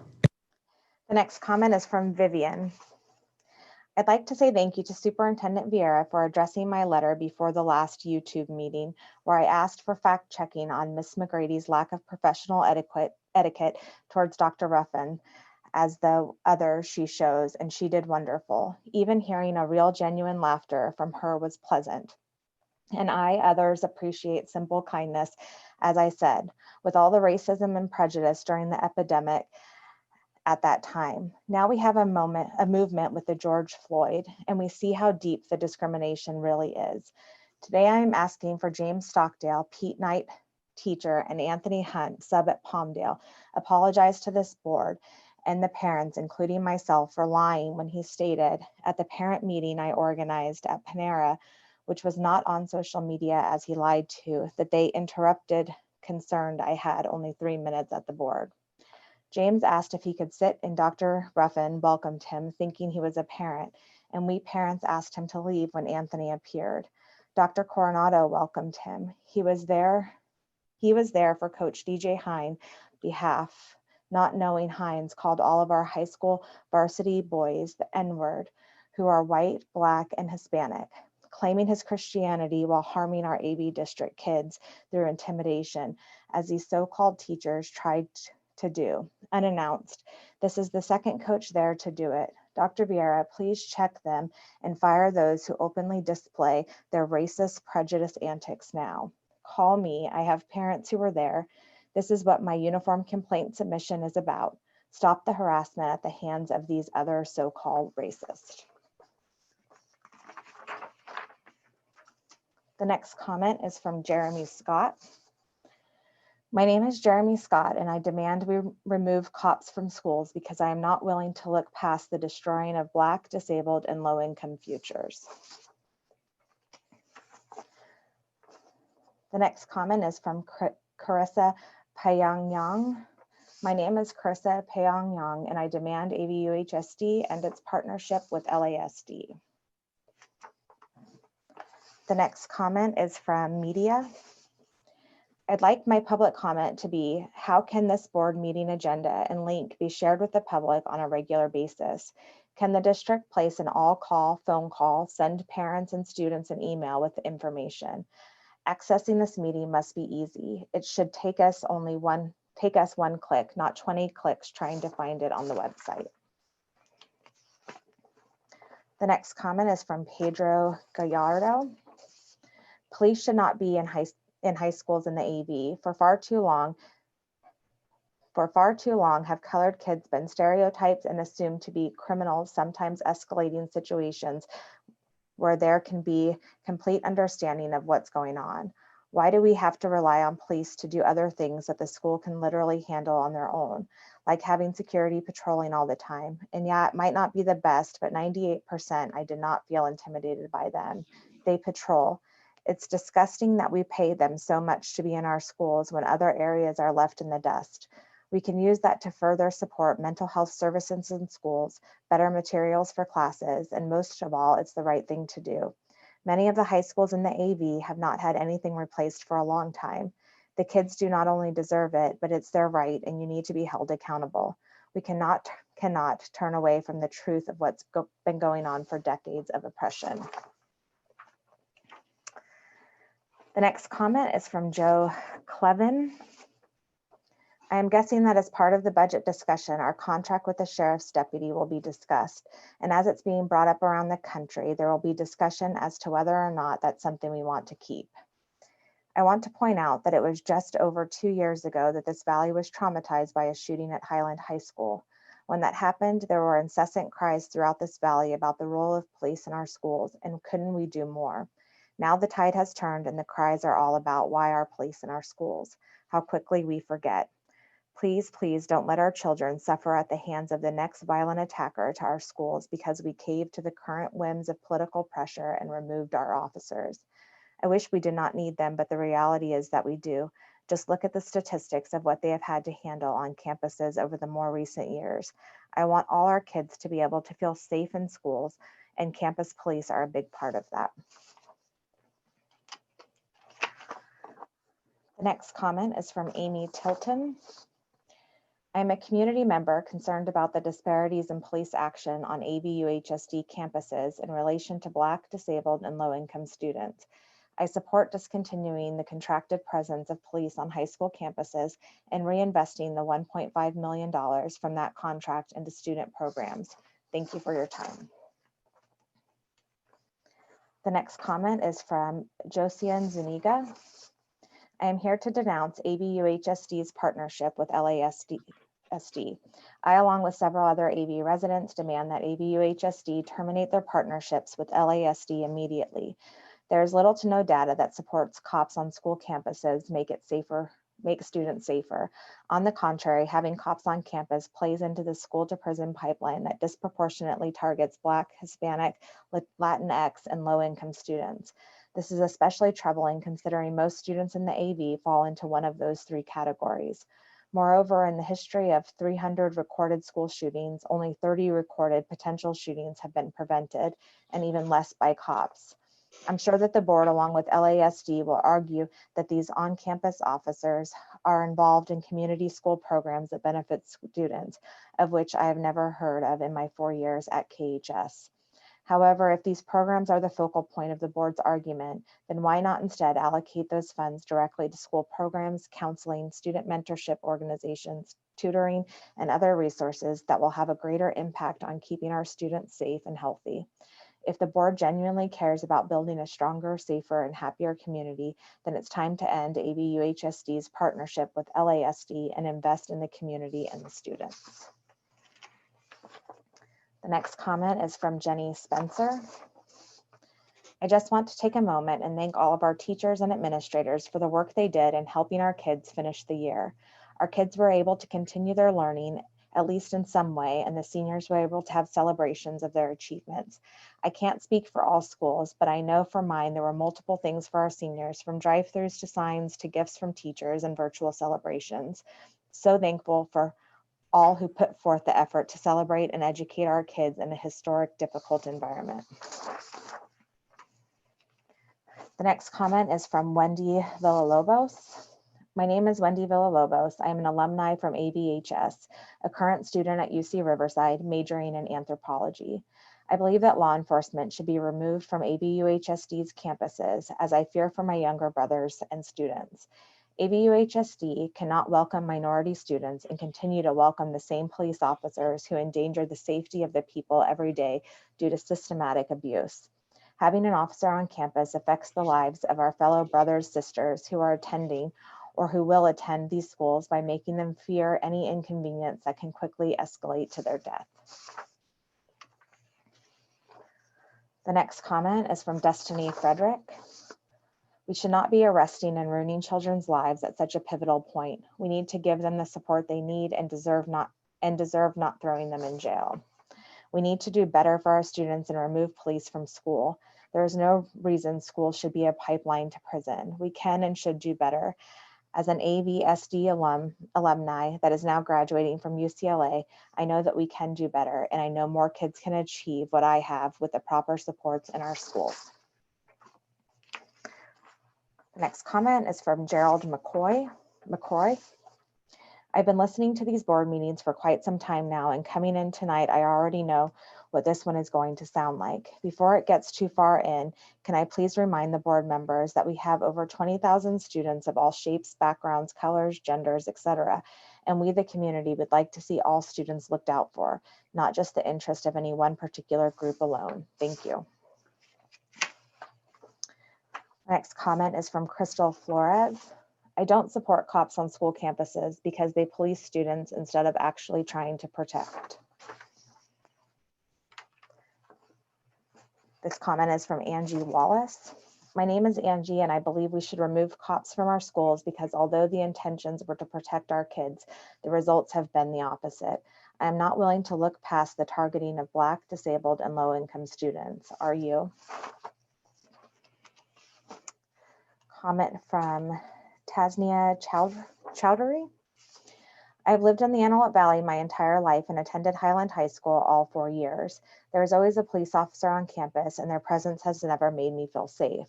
Rather than listening to the students and taking a more restorative route to find solutions to issues within campus, Highland and other AVUHSD schools rely on law enforcement to subdue and punish those who do not stay in line. The police presence is extremely harmful to our community and feeds directly into the school to prison pipeline. I, along with hundreds of others, are imploring the board to ban all cops from AVUHSD campuses and end your partnership with the Los Angeles County Sheriff's Department. With law enforcement on campus, AVUHSD is creating a hostile learning environment akin to prisons for all of us, but especially our Black, disabled, and low-income folks. Stop treating our students like animals in a cage. Redirect those funds into trauma-informed training for school, staff, counselors, school psychologists, and transformative restorative justice programs. We are all looking to you to make a change. Do not be silent. Do not be on the side of the oppressors. The next comment is from LaRon Davis. As the school district is looking at scenarios for the fall for students, can we be cognizant of the fact that distance learning has adversely affected low socioeconomic students more harshly than more affluent ones?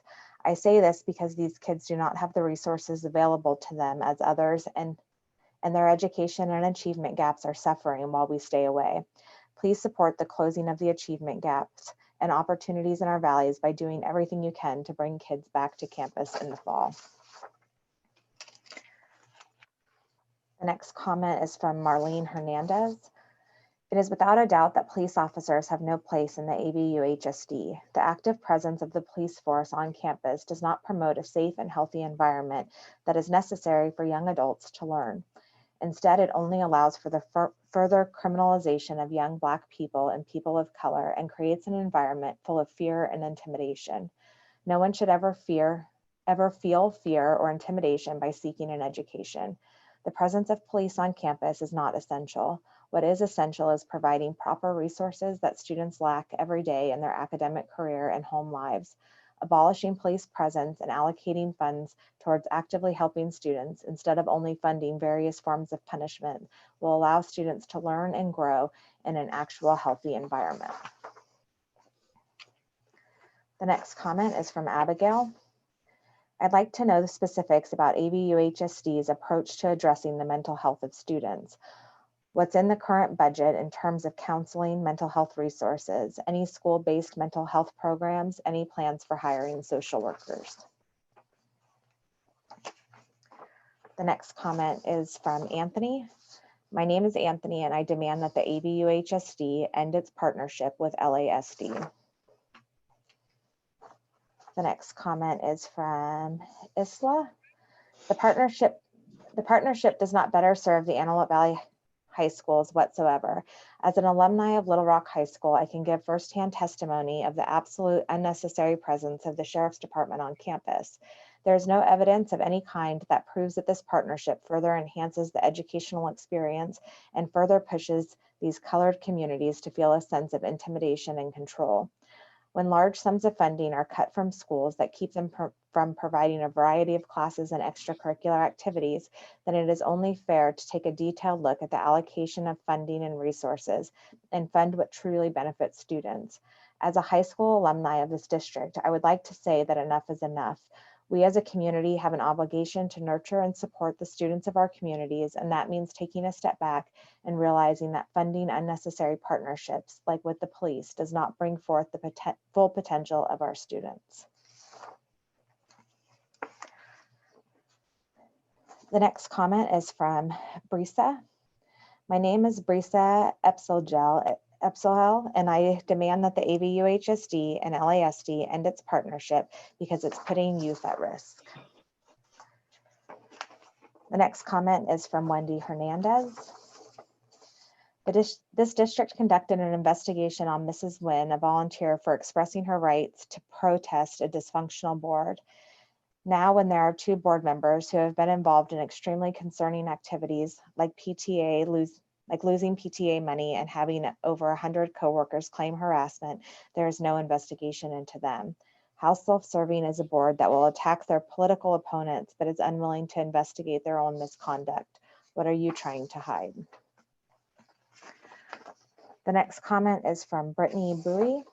My name is Brittany Bowie. I'm a class of 2014 alumna from Cortzel High School and recent graduate of UCLA School of Law. I am writing to ask AVUHSD to end its partnership with LASD. After an investigation from the Department of Justice, LASD in the Antelope Valley was placed under a consent decree for its discriminatory practices against Black and Latino members of the community. The Department of Justice found that LASD disproportionately violated their constitutional rights and displayed racial bias. LASD is still under that consent decree today. While the court monitors have found that LASD has taken steps towards reform, there is still much for them to do.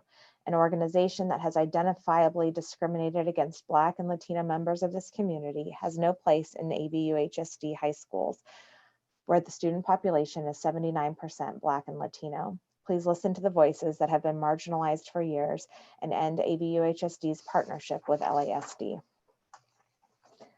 The last comment tonight is from Alexis Martinez. I'm urging you to remove police from school campuses. We are not giving the students and staff the environment they deserve to focus and thrive in their education. We need to reallocate all time and money we're spending on police presence back to students and staff. Defunding and separating the police from schools and investing into better counselors and resources will better our future generations. We're asking for change. Think about all that can be gained ending the relationship with the police. That concludes the public comments this evening. Thank you very much. And thank you, board, for allowing us to hear all of them. Thank you to our community members for reaching out to us. I think we all look forward to a time when we can meet again in person and we can interact and not just have it be a one-sided conversation. I know that we all look forward to that. So hopefully that will be sooner rather than later. So we're a little bit behind now, so let's move forward. We are now at 7A on our agenda, educational services. Excuse me, A and B are both first reads. A is an educational services review of a curriculum guide for robotics, and B is an educational services review of curriculum guide for sound engineering 2. Again, these are both first read and discussions. I thought we might be able to combine them together and just see, does anyone have any questions or discussion about either of these courses?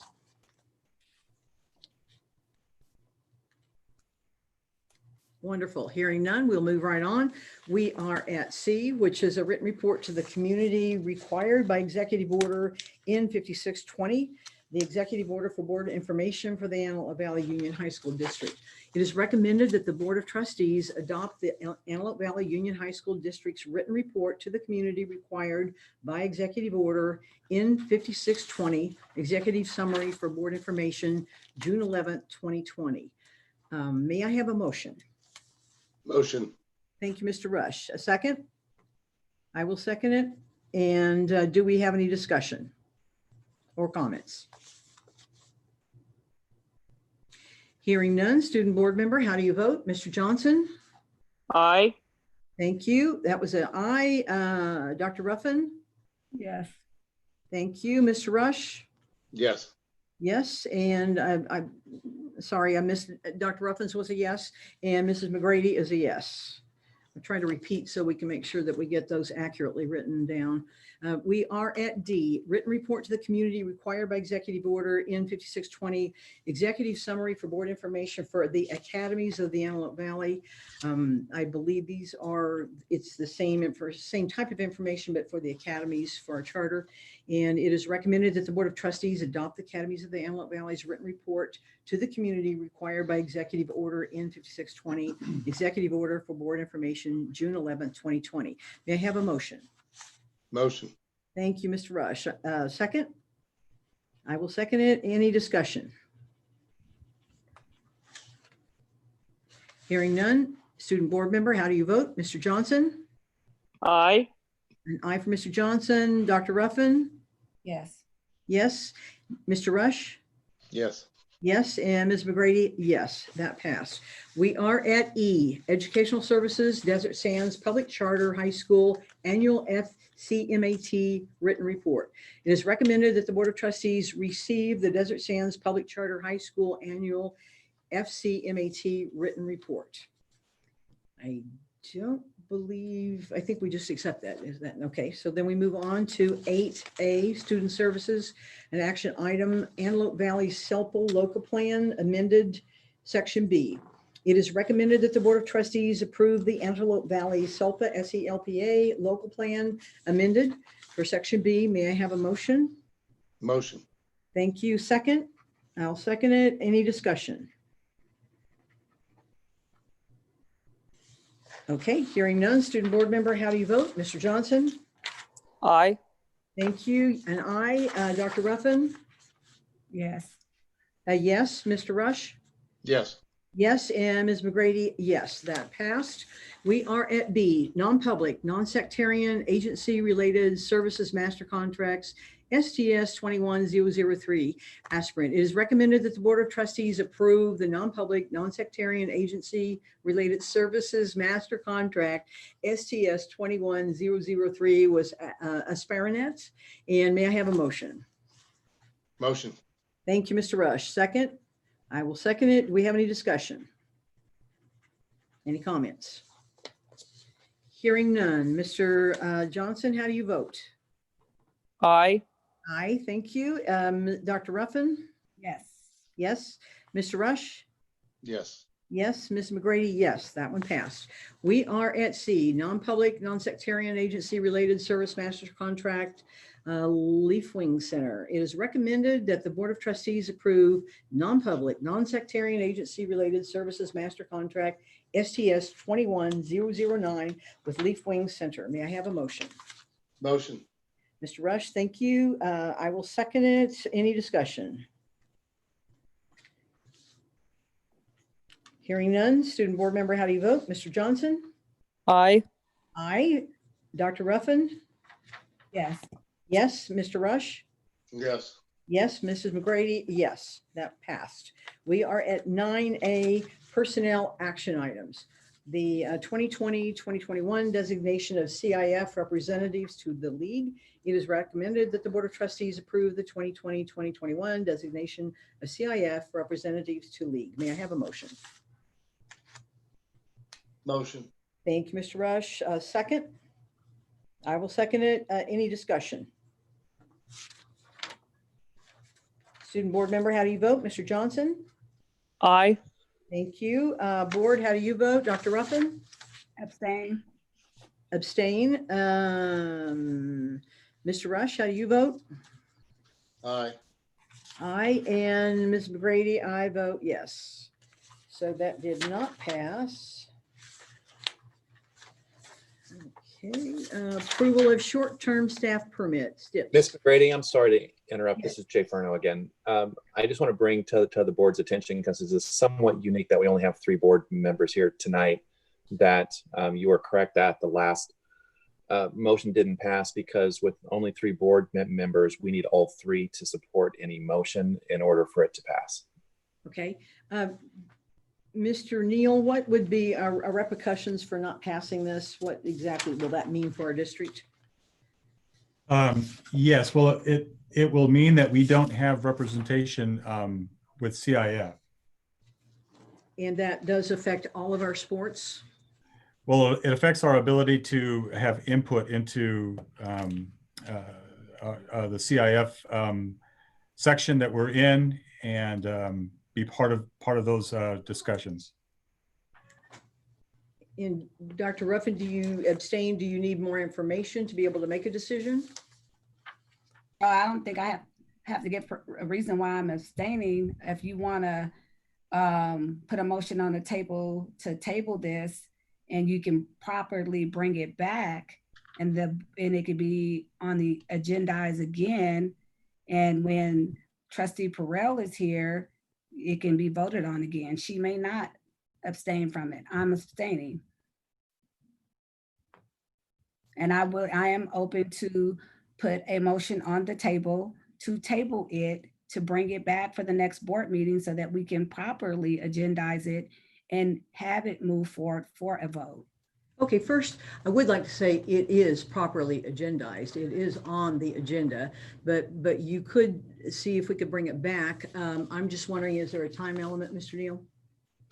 Mrs. McGrady, I'm saying that in order to properly bring it back, if I vote no on it, we're not just supposed to bring it back if you guys decide that you want to. So if we put a motion on the table to table this item, then we properly vote on that motion to table it. Then we can properly bring this motion back. We can probably bring this item back at the next board meeting. That's what I'm saying. I'm not saying anything about it not being agendized properly now. I'm saying about the correct way to bring it back for a future vote. So I'm trying to follow what you're saying. Are you saying you want to table it and bring it back? Or are you saying you're going to stay with your abstention? I am saying that I am comfortable with my sustainment. I read this very comfortably. However, in the benefit of the district, I am willing to put a motion on the table to table it. I'll second that motion. I'll second that. I would like to do that as well, then, if we can do that, bring it back next time.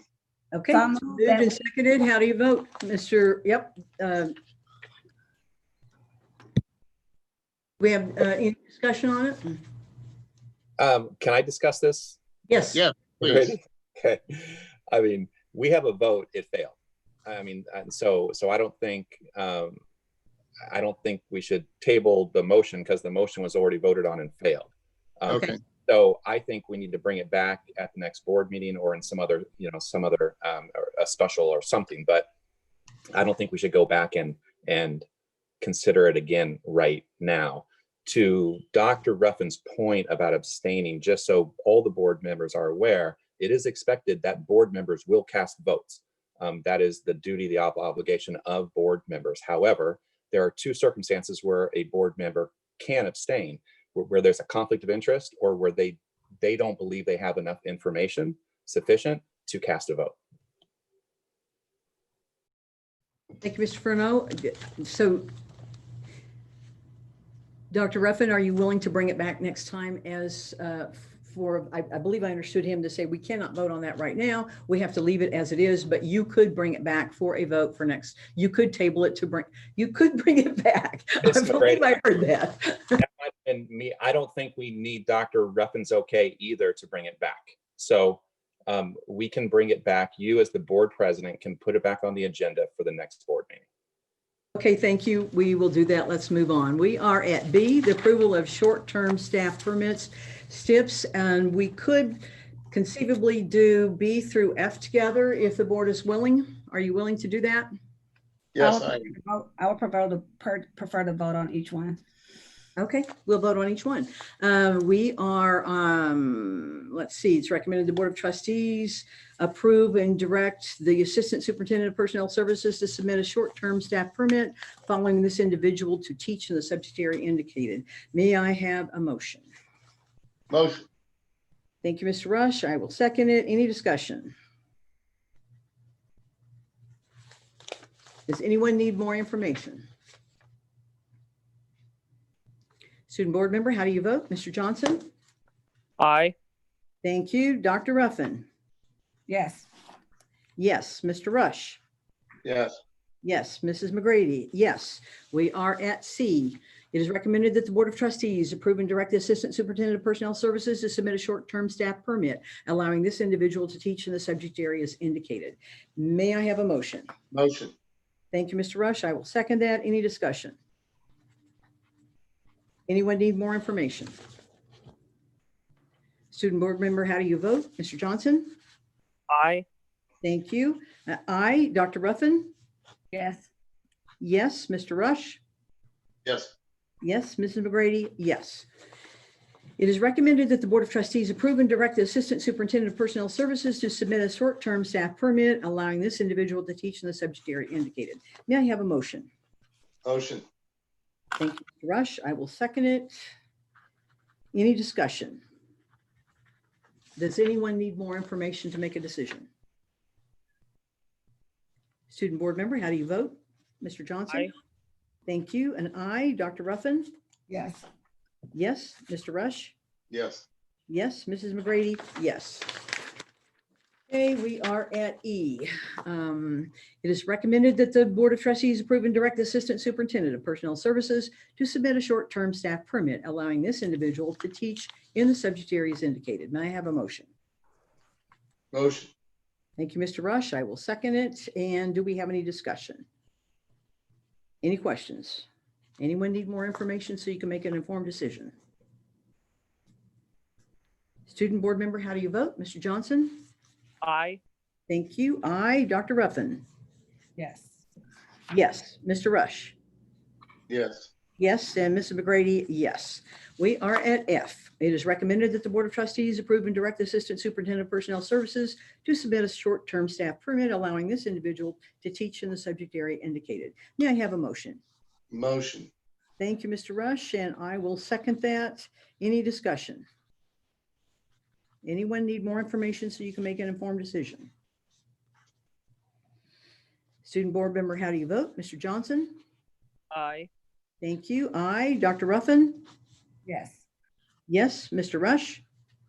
Yes. Yes. And Mrs. McGrady? Yes. We are at G, the approval of provisional internship permits. They're also called PIPs. G through J are for the same thing. Would the board be willing to vote on those all at once? No. All right, we will do them individually. It is recommended that the Board of Trustees approve and direct the Assistant Superintendent of Personnel Services to submit a provisional internship permit, allowing this individual to teach in the subject areas indicated. May I have a motion? Motion. Thank you. I will second it. Any discussion? Hearing none. Student Board Member, how do you vote? Mr. Johnson? Aye. Thank you. Dr. Ruffin? Yes. Mr. Rush? Yes. And Ms. McGrady? Yes. H, it is recommended that the Board of Trustees approve and direct the Assistant Superintendent of Personnel Services to submit a provisional internship permit, allowing this individual to teach in the subject areas indicated. May I have a motion? Motion. Mr. Rush made the motion. McGrady will second it. Any discussion? Any questions? Hearing none. Student Board Member, how do you vote? Mr. Johnson? Aye. Thank you. Aye. Dr. Ruffin? Yes. Yes. Mr. Rush? Yes. Yes. Mrs. McGrady? Yes. We are at I. It is recommended that the Board of Trustees approve and direct the Assistant Superintendent of Personnel Services to submit a PIP, allowing this individual to teach in the subject area indicated. May I have a motion? Motion. Thank you, Mr. Rush, and I will second it. Any discussion? Student Board Member, how do you vote? Mr. Johnson? Aye. Thank you, and I. Dr. Ruffin? Yes. Yes. Mr. Rush? Yes. Yes. Mrs. McGrady? Yes. We are at J. It is recommended that the Board of Trustees approve and direct Assistant Superintendent of Personnel Services to submit a provisional internship permit, allowing this individual to teach in the subject area indicated. May I have a motion? Motion. Mr. Rush, thank you. McGrady will second it. Do we have any discussion?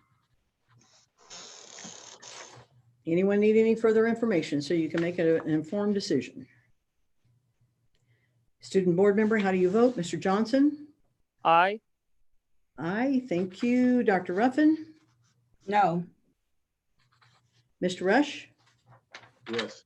Yes, and Ms. McGrady, yes. Okay, we are at 10 business services action items. We will, the board Ms. is. McGrady, sorry, I'm sorry to interrupt you. Yes. Apologies. You didn't announce, so item J did not pass. Yes, I'm sorry. Yes, that is correct. Item J did not pass. Dr. Ruffin voted no, so we only had 2 yeses from board members, so it did not pass.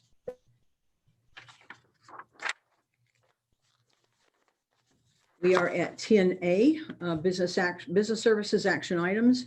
Conduct a public hearing, adoption of the 2021 budget. The board is asked to conduct a public hearing with regard to the 2021 Antelope Valley Union High School District budget. We open the hearing time at 8:46. And comments from the staff and board, Mr. Hawkins.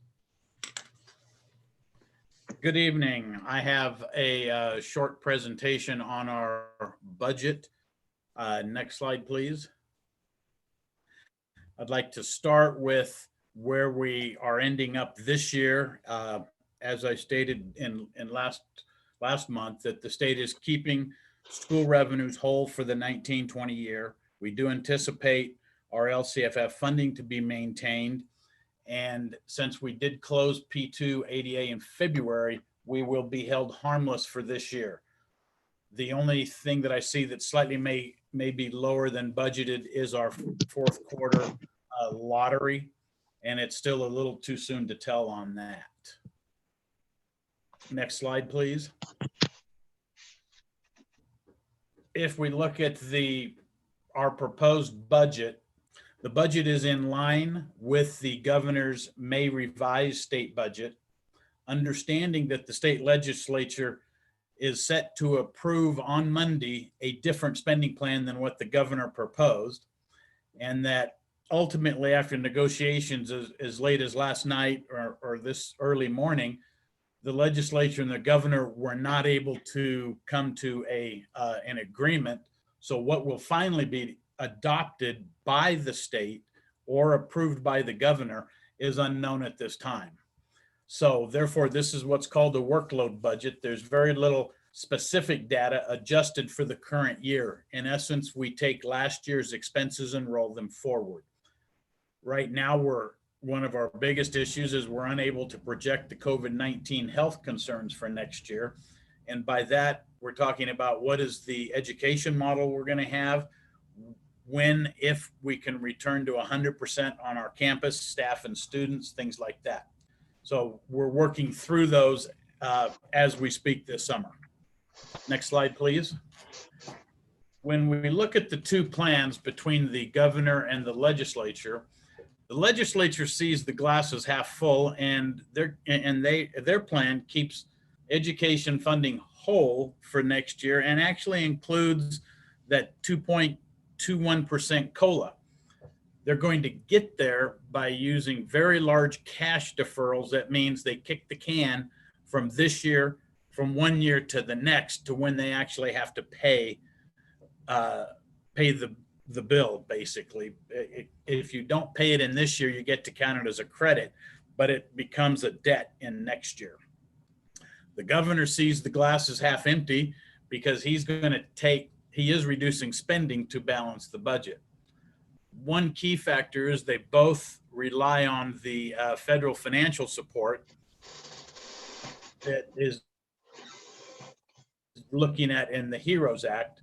The legislature's plan expects it and the governor's plan hopes for it. Bottom line is, if federal support does not materialize, I do expect to see some funding reductions. Next slide, please.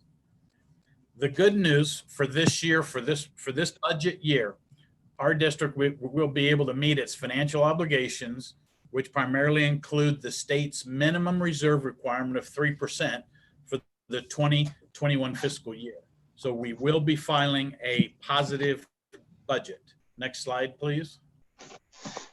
Using our budget assumptions, we're anticipating revenue of decreasing that 7.9% as I went through last board meeting. We do anticipate receiving about 6.5 million in that Federal CARES Act, and understand that is one-time funding.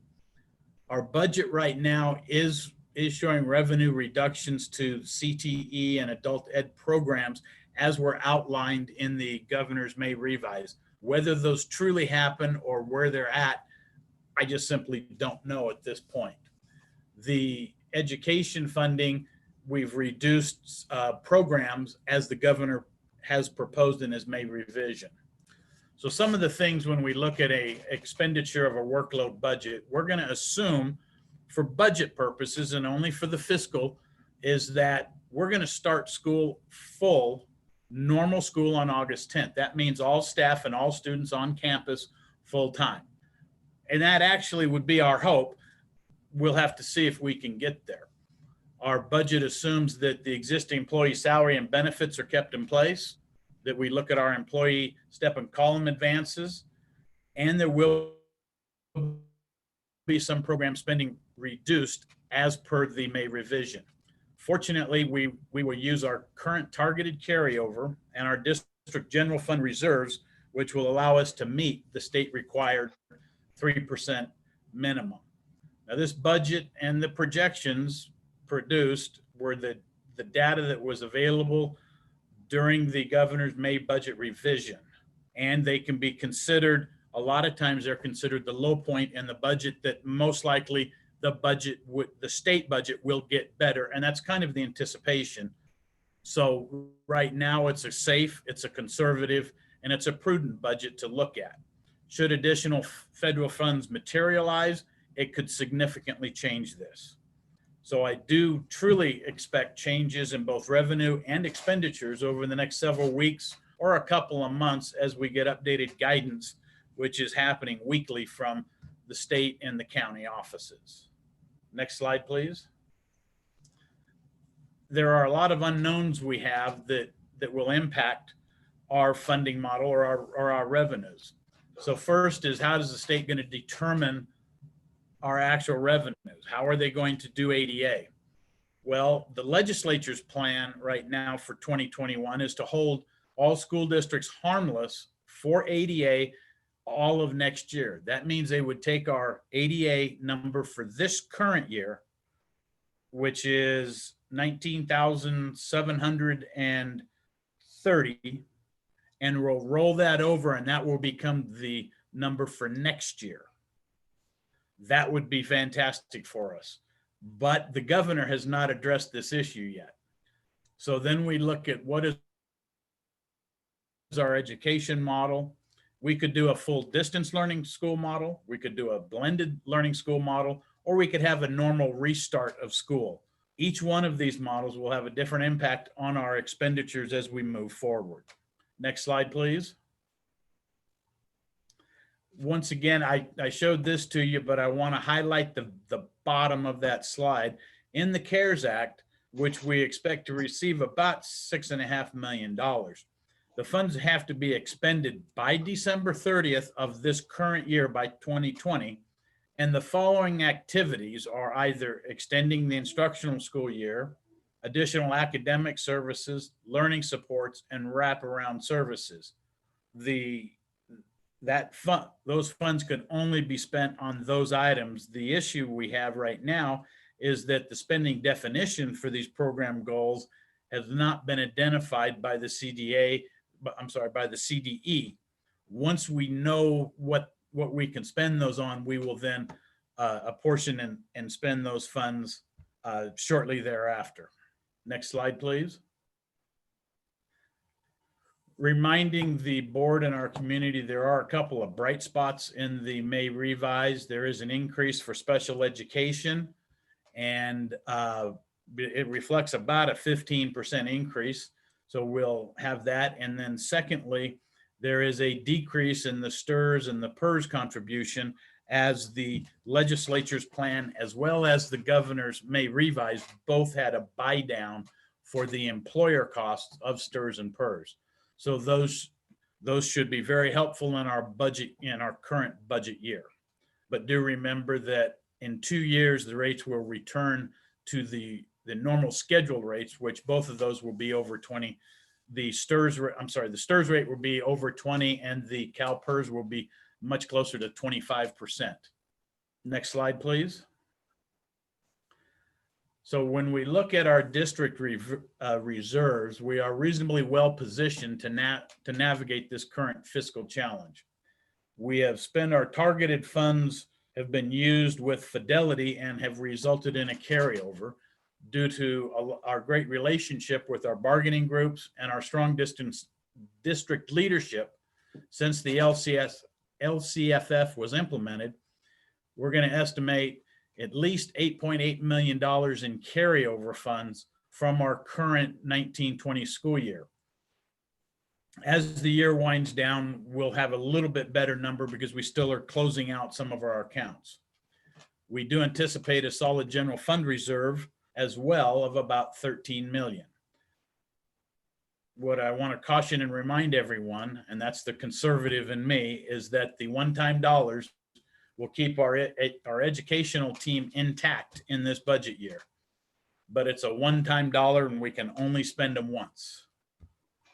Next slide, please. If we look at the governor's May revise and his 7.9% LCFF reduction, as well as reduction in other programs, that relates out to our district of about a little over 20, right around $21 million. There's some one-time expenditures that I'll show you on the next slide. But bottom line is the state LCFF goes down by $18.6 million. Other state funding, excuse me, is about $2 million. So year over year reduction. So we can see the year over year reduction from 1920 to 21 using the May revise.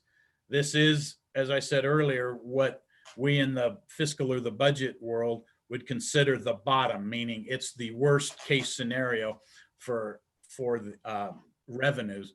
And I do expect them to get better. I just can't tell you what, when, or how. Next slide, please.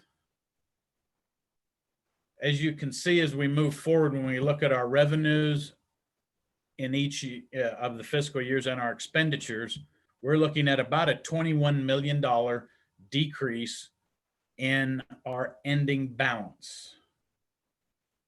The good news is that our 3% state required reserve is at $9,098,000. I anticipate having an ending balance in June 30th of 2021 of $9,426,000. So we will exceed our 3% required reserve, and we will be able to submit a positive ending fund balance for this budget. Next slide. I just want to remind the board and the community that we're looking at monthly state apportionment deferrals. We're looking at the month of June, which is about 9% of our total funds, we will not receive the money in June, but should receive it by July 15th. In 2021, the April, the May, and the June deferrals, that's what's in the May revise. That's closer to about $60 million, and we will have to get what's called a tax and revenue anticipation note. We work with LACO, the county office, and they bundle many school districts' requests and needs into one lending facility, and then we each get to benefit from a larger loan than any one of us could do to achieve a much better interest rate in the municipal market. So we are prepared to take advantage of that model, of that borrowing model with LACO, who will coordinate the financing or of this later in the school year. Next slide, please. In summary, it kind of depends on how we're going to open school in August as to how significant the impact on our expenditures will be. This budget's been prepared using the assumption factors that we've received from the CDE, from LACO, from FCMAT, and from school services. And at the time we printed this, which was a week and a half ago, it had the most up-to-date information available.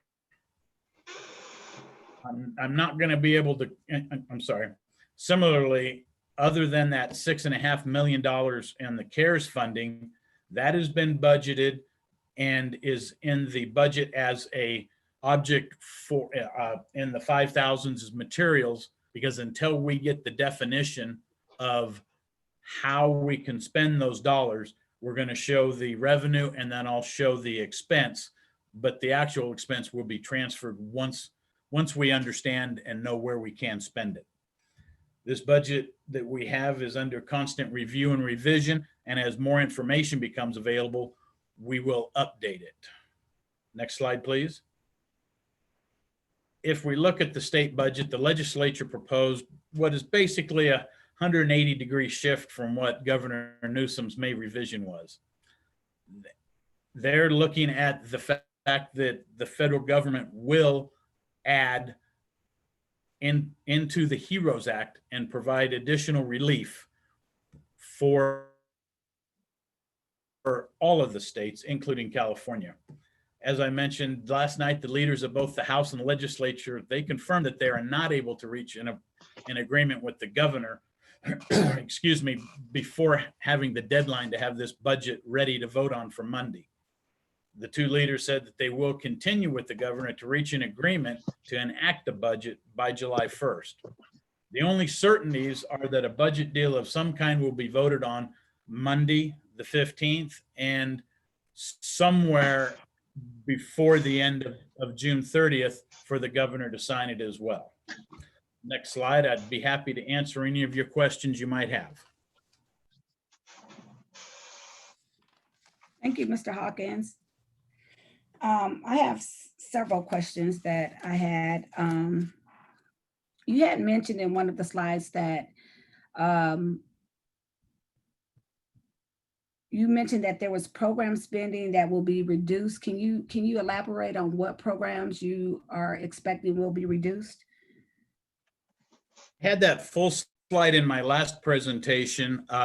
It would be the programs that the May revision called out for. There was some CDE, some work, K-12 workforce. There were some adult ed programs. Those come off the top of my head. I'd have to review the budget presentation from last board meeting to identify all of those, but they are lined out in the May revise of the governor's budget. Okay. And, you know, I'm really happy that I had a chance to, all of the board members, including Dr. Vieira, was previewed to over 60 emails, and I can speak for myself. I know that I got over 60 emails from community members who, some of those names I recall from the board comments, and I actually had a chance to speak with Mr. Omar, who's one of our graduates from AV. He just graduated from Stanford, actually, and he talked about his concerns like many of the other callers did. And I just want to really have an opportunity to thank them for giving this board their feedback and their expressions of the ways in which they feel that monies and allocations of funds in this district could better be served for our district. I am hearing that we're making some assumptions about this. Can you share with us as a community? I know there's a mention of the $1.5 million that we are, I think it's probably 1.3 that we use toward our sheriffs and our policing. What budget is that coming out of? Or is that an automatic reduction that's expected from that budget too, considering California has a $54 billion budget deficit and the educational system in and of itself is somewhere around 18 to 19 billion, right? So how would that impact our system or our school district more specifically? Gosh, I'm not quite clear. I mean, basically the expense is that we had this year is budgeted and rolled over into next year. That's what the workload budget is. Can you share what that expense is for police officers? I'm sorry, what was your question? Can you share what that expense is for police officers or for SROs or for security? What is that expense in the budget? That's a couple different items. The contract we had with the Sheriff's Department for this year, meaning the 1920, was $1.7 million. And we've spent about an additional $57,000 for additional services year to date. Now, they did stop their service as of March 16th, and so we haven't got our final billings in. I do expect those numbers to be less. Okay, could you explain to the community and like how many officers we have in our district and what other services do they provide? There are 11 LA County sheriffs assigned as what you would call a school resource officer, an SRO. And the services, I would prefer to have Mr. Neal explain those because he knows them much better than I do for the specific day-to-day services that they do provide the community and our staff and students. And if you don't mind, Dr. Oven, I'll hopefully attempt to answer your questions with that. When we talk about the relationship that the Sheriff's Department has with our school community and especially with our directors of school site safety and our campus supervisors.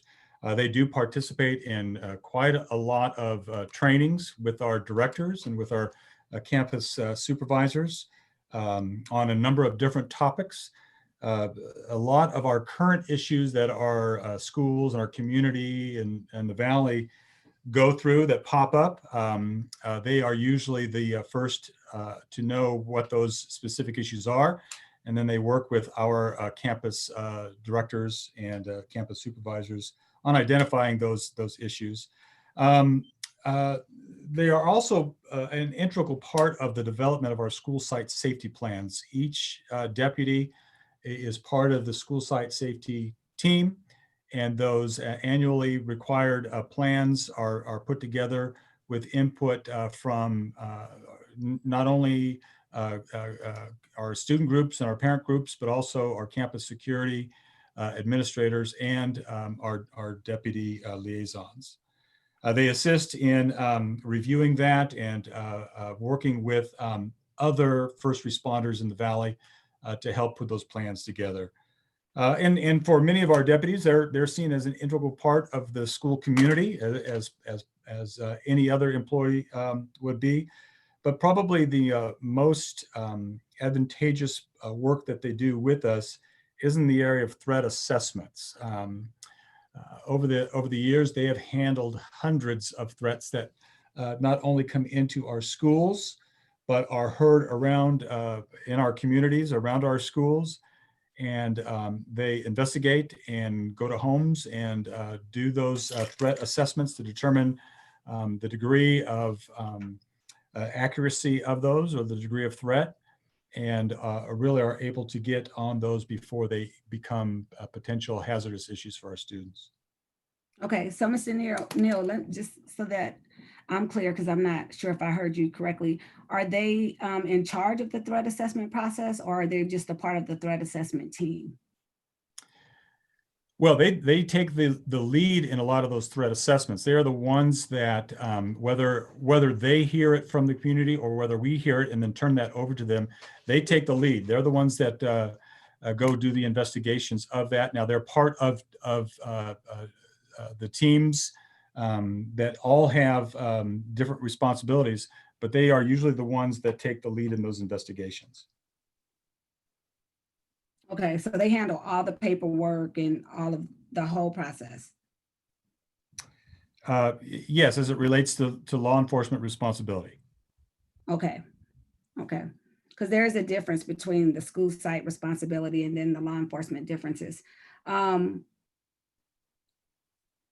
So that we're clear, it's $1.7 million instead of the 1.5 that the community thought. And these expenditures come out of what part of the budget you were saying, Mr. Yes, Hawkins? these are part of our targeted expenditures. They are part of the supplemental concentration grant money. These are focused on student and staff safety and security. So these are targeted expenditures.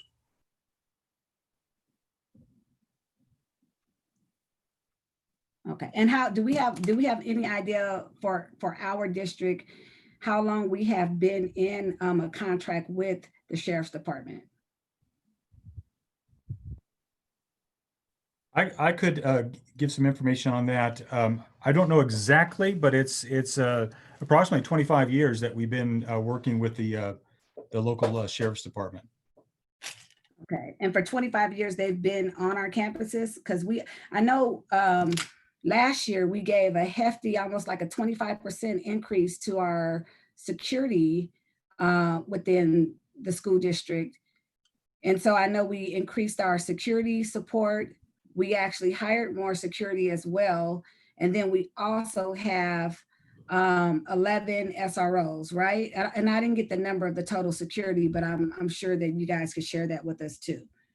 Or our head security, I don't even know how it's dismantled. Yes, we have one director of school site safety for every one of our comprehensive sites, and then one for our all programs. So there's 9 directors. And then I believe we have an additional roughly 80 campus supervisors that are on our campuses, along with the deputies. And all of those expenditures and the focus of our security, our student security, our staff security, our community security is part of our LCAP as one of the goals that we have in there. That's how we directed those dollars to those programs. Okay. Thank you so much for that information. So some of the issues, well, another question that I have for Mr. Hawkins is, you talked about what could impact our expenditures. I know it was said that I did not speak to teachers within the district during the last meeting, and I did. And I'm also very fearful of saying who I spoke to, because I fear that teachers will get retaliated against within the culture that they're in. So that's why I didn't call out the names, but those individuals know who they are. And I am hearing about the communication between the board and teachers, and some of the ways in which that we are trying to talk about how we're going to reopen school. I've heard from parents as well in regards to different types of surveying about whether or not they would have their kids come back. But what I don't get as a board member is what those findings are. Dr. Vieira hasn't shared with the board members the data that can help us make an informed decision about what % of students would come back. And I did hear you, Mr. Hawkins, about the projections of ADA, average daily attendance this year, would basically carry us over for next year. So whatever our numbers are this year, we wouldn't be impacted next year. But I think it does matter with, the excess of teachers that we would have over. Are we expecting to hire too many teachers if we don't have the students there to teach them? These are some of the concerns that I'm having. So I kind of want to just hear about how are we making some of these decisions without the hardcore data from the survey to share transparently with the community about even what some of the current options are, because we should know that at this point. So what other things could impact our expenditures when we're thinking about the ways we reopen right now? Well, depending upon if we were to open 100%, which would really be our choice, Monday to Friday, all staff and students, that's kind of what the expenditures look like right now. If we do less, then there would be less expenses across the board. But depending on the model, and I mean, if we went to a full virtual model, like we did the last couple of months, that would be the least expensive. A blended model that has kids on campus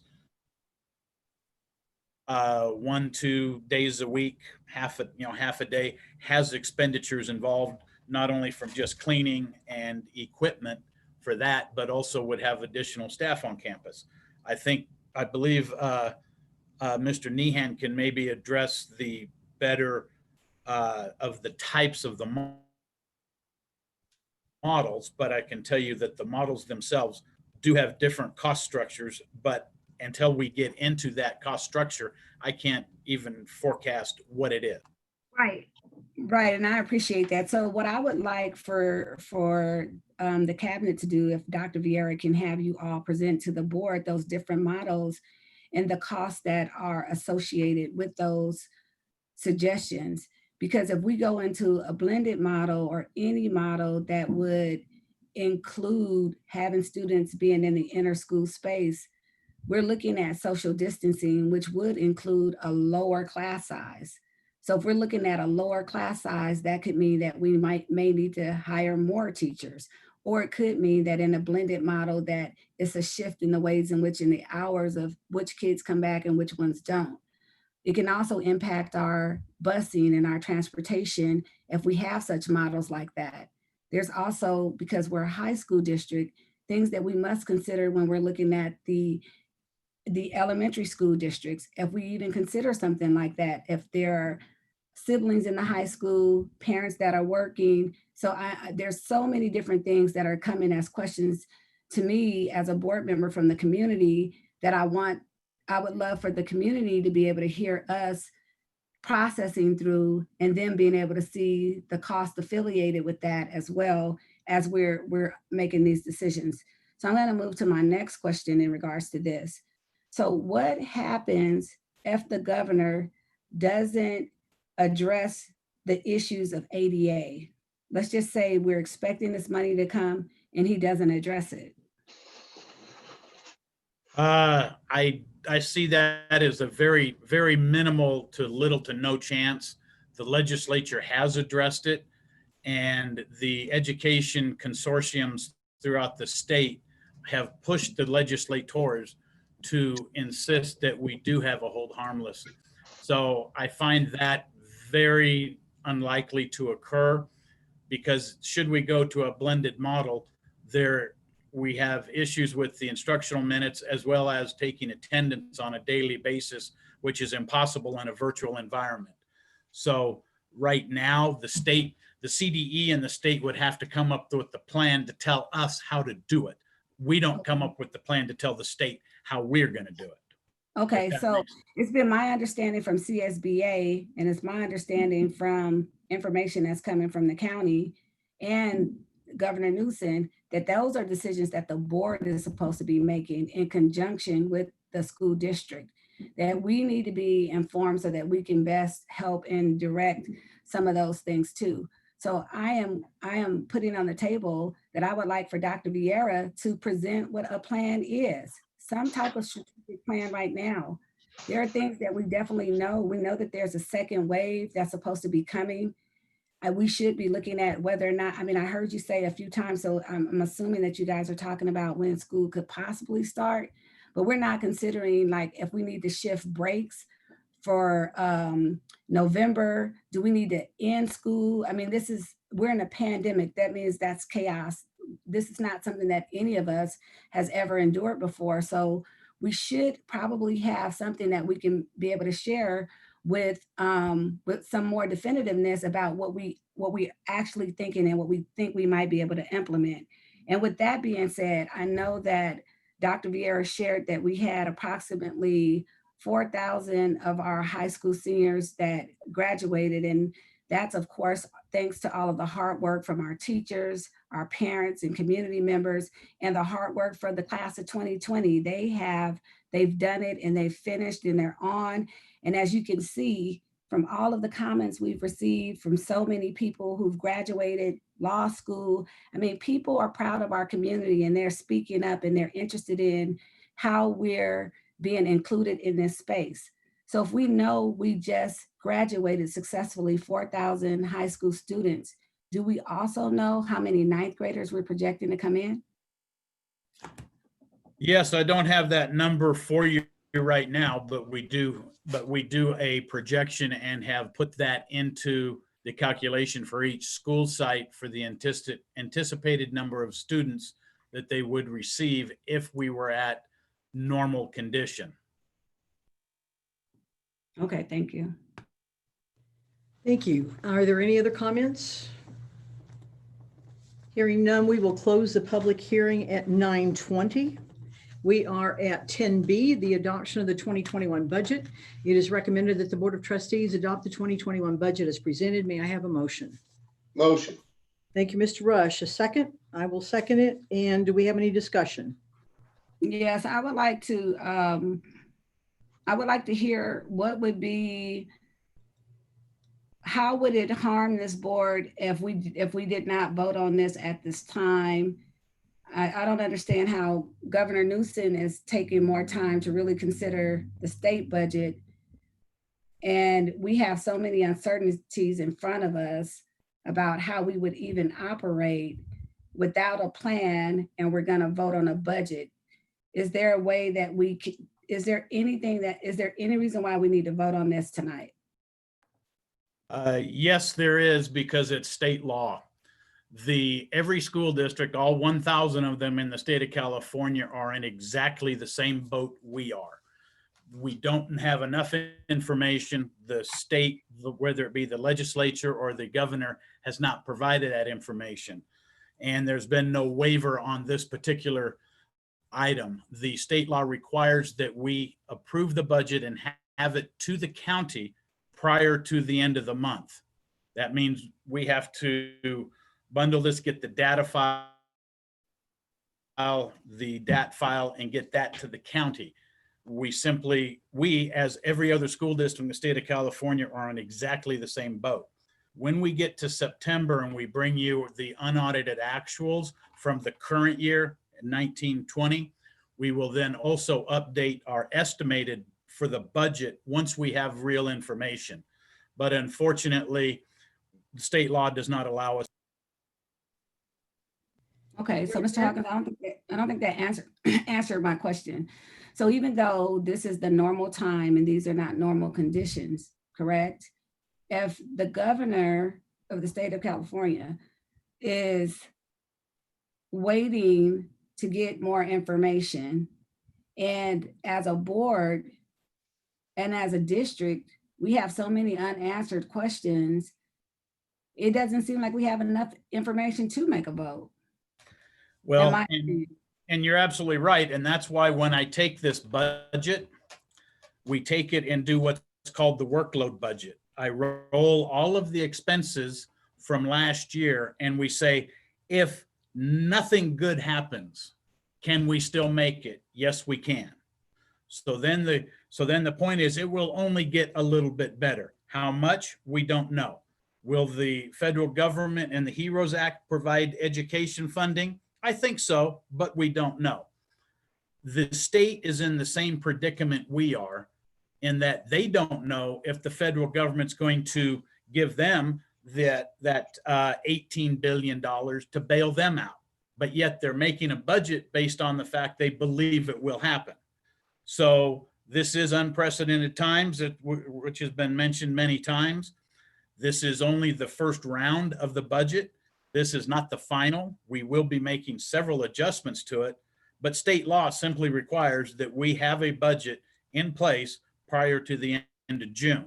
Okay, so I guess my next question would be is, in consideration of what multiple community members expressed about the reallocating of funds for monies that are currently allocated for the sheriff's department, what leverage does this board have if we approve this budget with going back to really have hardcore conversations and really be able to consider with open communication and dialogue with community members about those interests that were expressed tonight? Will it be, if we vote on this, it is saying that this is what we agreed to and we're ignoring those voices?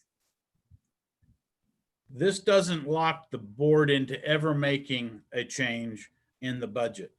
The board, as a whole unit, can make a change to a budget at several times throughout the school year.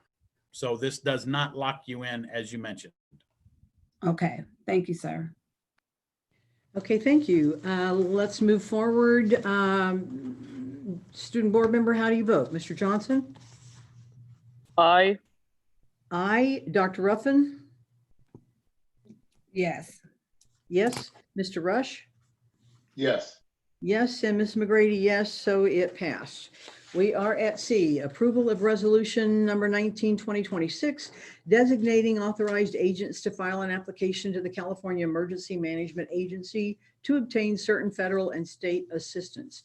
It is recommended that the Board of Trustees adopt this resolution designating authorized agents to file an application to the California Emergency Management Agency to obtain certain federal and state assistance. May I have a motion? Motion. Thank you, Mr. Rush. I will second it. Do we have any discussion? Real quick, this is for FEMA for an application.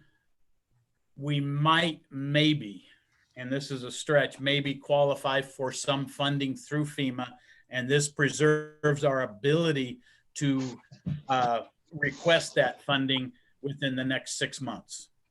Thank you, Mr. Hawkins. Okay, any other, any questions or comments? None. Student board member, how do you vote? Mr. Johnson? Aye. Aye, thank you. Dr. Ruffin? Yes. Yes, Mr. Rush. Yes. Yes, and Ms. McGrady, yes, that one passed. We are at 11, which is to approve the consent agenda. Let me just check here. Okay, approve items listed in the following consent agenda categories: educational services, student services, personnel services, and business services. Action items proposed for the consent agenda are items consistent with adopted policies and approved practices of the district and are deemed routine in nature. The board will be asked to approve all of the items in the consent agenda by a single vote unless any member of the board asks that an item be removed from the consent agenda to be considered and discussed or voted on separately. It is recommended that the Board of Trustees approve the items listed in the following consent agenda categories: ed services, student services, personnel services, and business services as presented. May I have a motion? Motion. Thank you, Mr. Rush. McGrady will second. Do we have any discussion?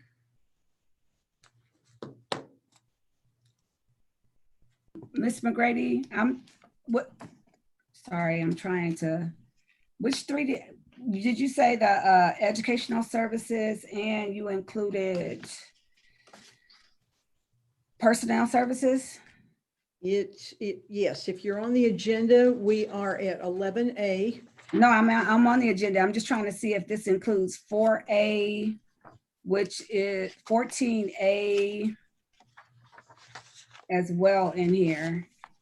14A is personnel services, and what else? Let's see which one.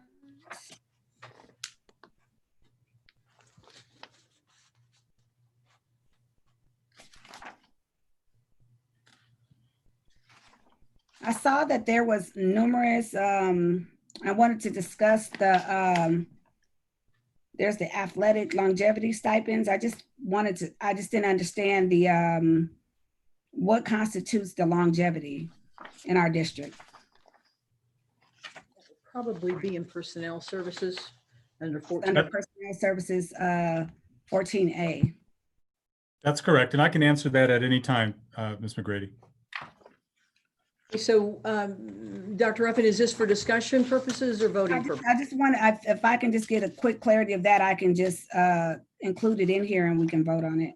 Okay, thank you. Mr. Neal?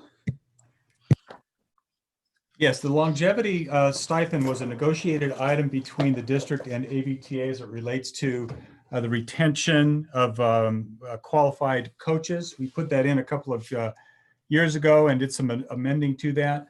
As after a certain amount of years of a coaching, of an individual coaching in a specific sport, they do receive a longevity or an additional dollar value for their stipend in the sport that they've been participating in. Okay, great. So it's just based off of years, not whether or not we have students present, right? Correct. Okay, great. Thank you. Okay. Okay, thank you. So any other questions for any other board members? Okay, Mr. Johnson, how do you vote? This is on the consent agenda as is. Yes, thank you. This is on the consent agenda as written. It goes from 11 through 15G. Thank you, Ms. McGrady. I vote aye. Okay, thank you so much. Dr. Ruffin? Yes. Yes. Mr. Rush? Yes. Yes. Mrs. McGrady? Yes. Okay, thank you very much. That takes us over to 16 from the board superintendent. Mr. Johnson? Good evening. I would just like to give a couple thanks. First, Miss Ruth Simons of Quartz Hill High School, the district teacher of the year for the 2019-20 school year, and a great friend of mine. She did some outstanding work for seniors at Quartz Hill High School during this quarantine, and I believe that she should be recognized for it. And next, Miss Rachel Orozco at the district office. I do not believe that you could give enough thanks and praise to her and all the work she does, and I want her to know that I appreciate it. Thank you. Thank you very much. Ms. Pearl's not here. Dr. Ruffin? Thank you.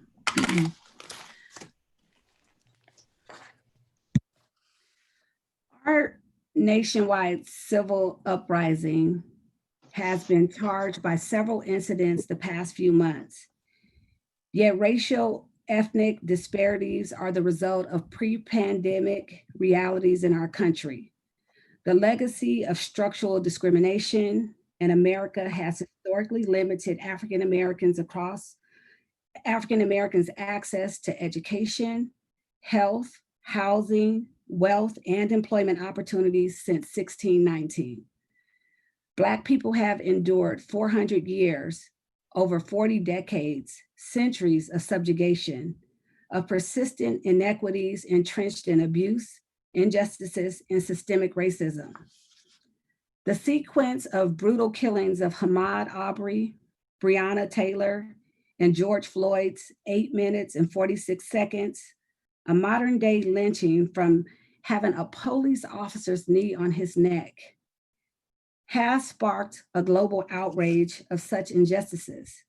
And still, heinous wrongs of this nature are not new truths from America's histories of fears and hatred of us, nor are these incidents whereby the Amy Cooper's claims of fear of harm from a Black man in the Central Park incident are new realities.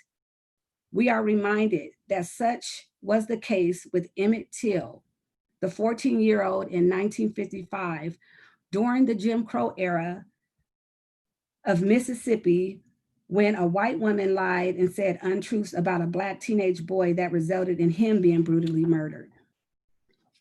And this synergy feels different this time. I was in high school when the Rodney King riots broke out in my community, and the community and the nation did not respond how we are responding now. Mr. Floyd's disturbing televised death showed the prevalence of police brutality and how it's now becoming widespread, and the use of technology is allowing people the ability to capture it. People didn't often believe what was or what's happening if they couldn't see it. Now people's eyes and their consciousness is allowing them to see what we have only been living. The world has brought to the attention of its injustice. It was sparked by George Floyd's death. This movement is uniting us globally. It's uniting us on a multiracial, multi-ethnic, and a multicultural level. We are seeing the global impact from the deeply ingrained injustices and the racism and how it has resonated with many whites, Latinx, Indigenous people, and Asian citizens. It has given me a sense of hope that we as a community have united to peacefully demonstrate and stand united to dismantle the systemic structures that divide us in our humanity. The pain and hurt of Black people has been oozing for years, and an amazing unified new civil rights movement has begun. I believe we will need all hands on deck. We need the community, the alumni, the parents, the teachers to fight this system, to unify, to help, to have a heart that considers all and really mean all, meaning all. 2 years ago, I drew a line in the sand when I was elected to this board. I was determined that if blessed with the opportunity to serve the youth and the families of my community, that I would work for change for all children. Grateful for the work of the late Darren Parker, who fought to zone the areas that planted the seeds of equity with zoning the AV mini districts that afforded members of the respective communities to be voted for and elected by the respective communities. My community saw it fit that I stand to extend their voice, and so I am here. The data collected over the past 2 years has allowed members of this board of the protest mindset to challenge the status quo. The data spotlighted the academic disparities of Black and Brown youth. It spotlighted hiring practices. It spotlighted the suspensions and the expulsion concerns of Black and Browns. It spotlighted current illegal and unethical management contracts. It spotlighted disparities in those we bring on as vendors for our districts. And I was one board member who was and continued to be met with this resistance. What I saw and mistreatment looking like before I got on this board, they were in the following areas. It was with students grading other students based off of teacher privilege. I saw students not being allowed to take college classes concurrently enrolled in community college based off a lack of knowing. I saw schools and people not, and institutions in different school sites not having meetings at times where working parents and the community could attend. Parents being charged expensive live scan fees to volunteer at our student schools. And I saw the lack of the district leadership to parents and a muddled communication. Concerns that keep me up at night. And the question that continues to keep me up at night is this: how do we come to terms with the prejudices, the discrimination, and the structural racism of white supremacy that live within our schoolhouse walls, that lives in the policies, in the practices, and in the mindsets of the people in those spaces that influence our students every day? I knew there was power in peaceful protests, even when it was not fashionable, in a district that doesn't and didn't think they had a problem. I am talking about the protests of refusing to go along to get along, protesting and questioning the status quo, putting systems in place that make us accountable for our deliverables and our values. This type of protest is the way that we dismantle white supremacy and systematic and systemic systems that claim to be spaces of equity, that only offer lip service of equity through statements that fall on deaf ears. Yet the actual actions of its members of this board and the district say something different, Dr. Vieira. And I say this with a very determined heart. I equally choose to be in this position to deal with the system. I realize that there is a system that allows this culture to live. And a lot of people have been going around talking about the Me Too movement. And I have no offense for anybody impacted by the Me Too movement. What I have a problem with is the who knows, the people who allowed it to happen.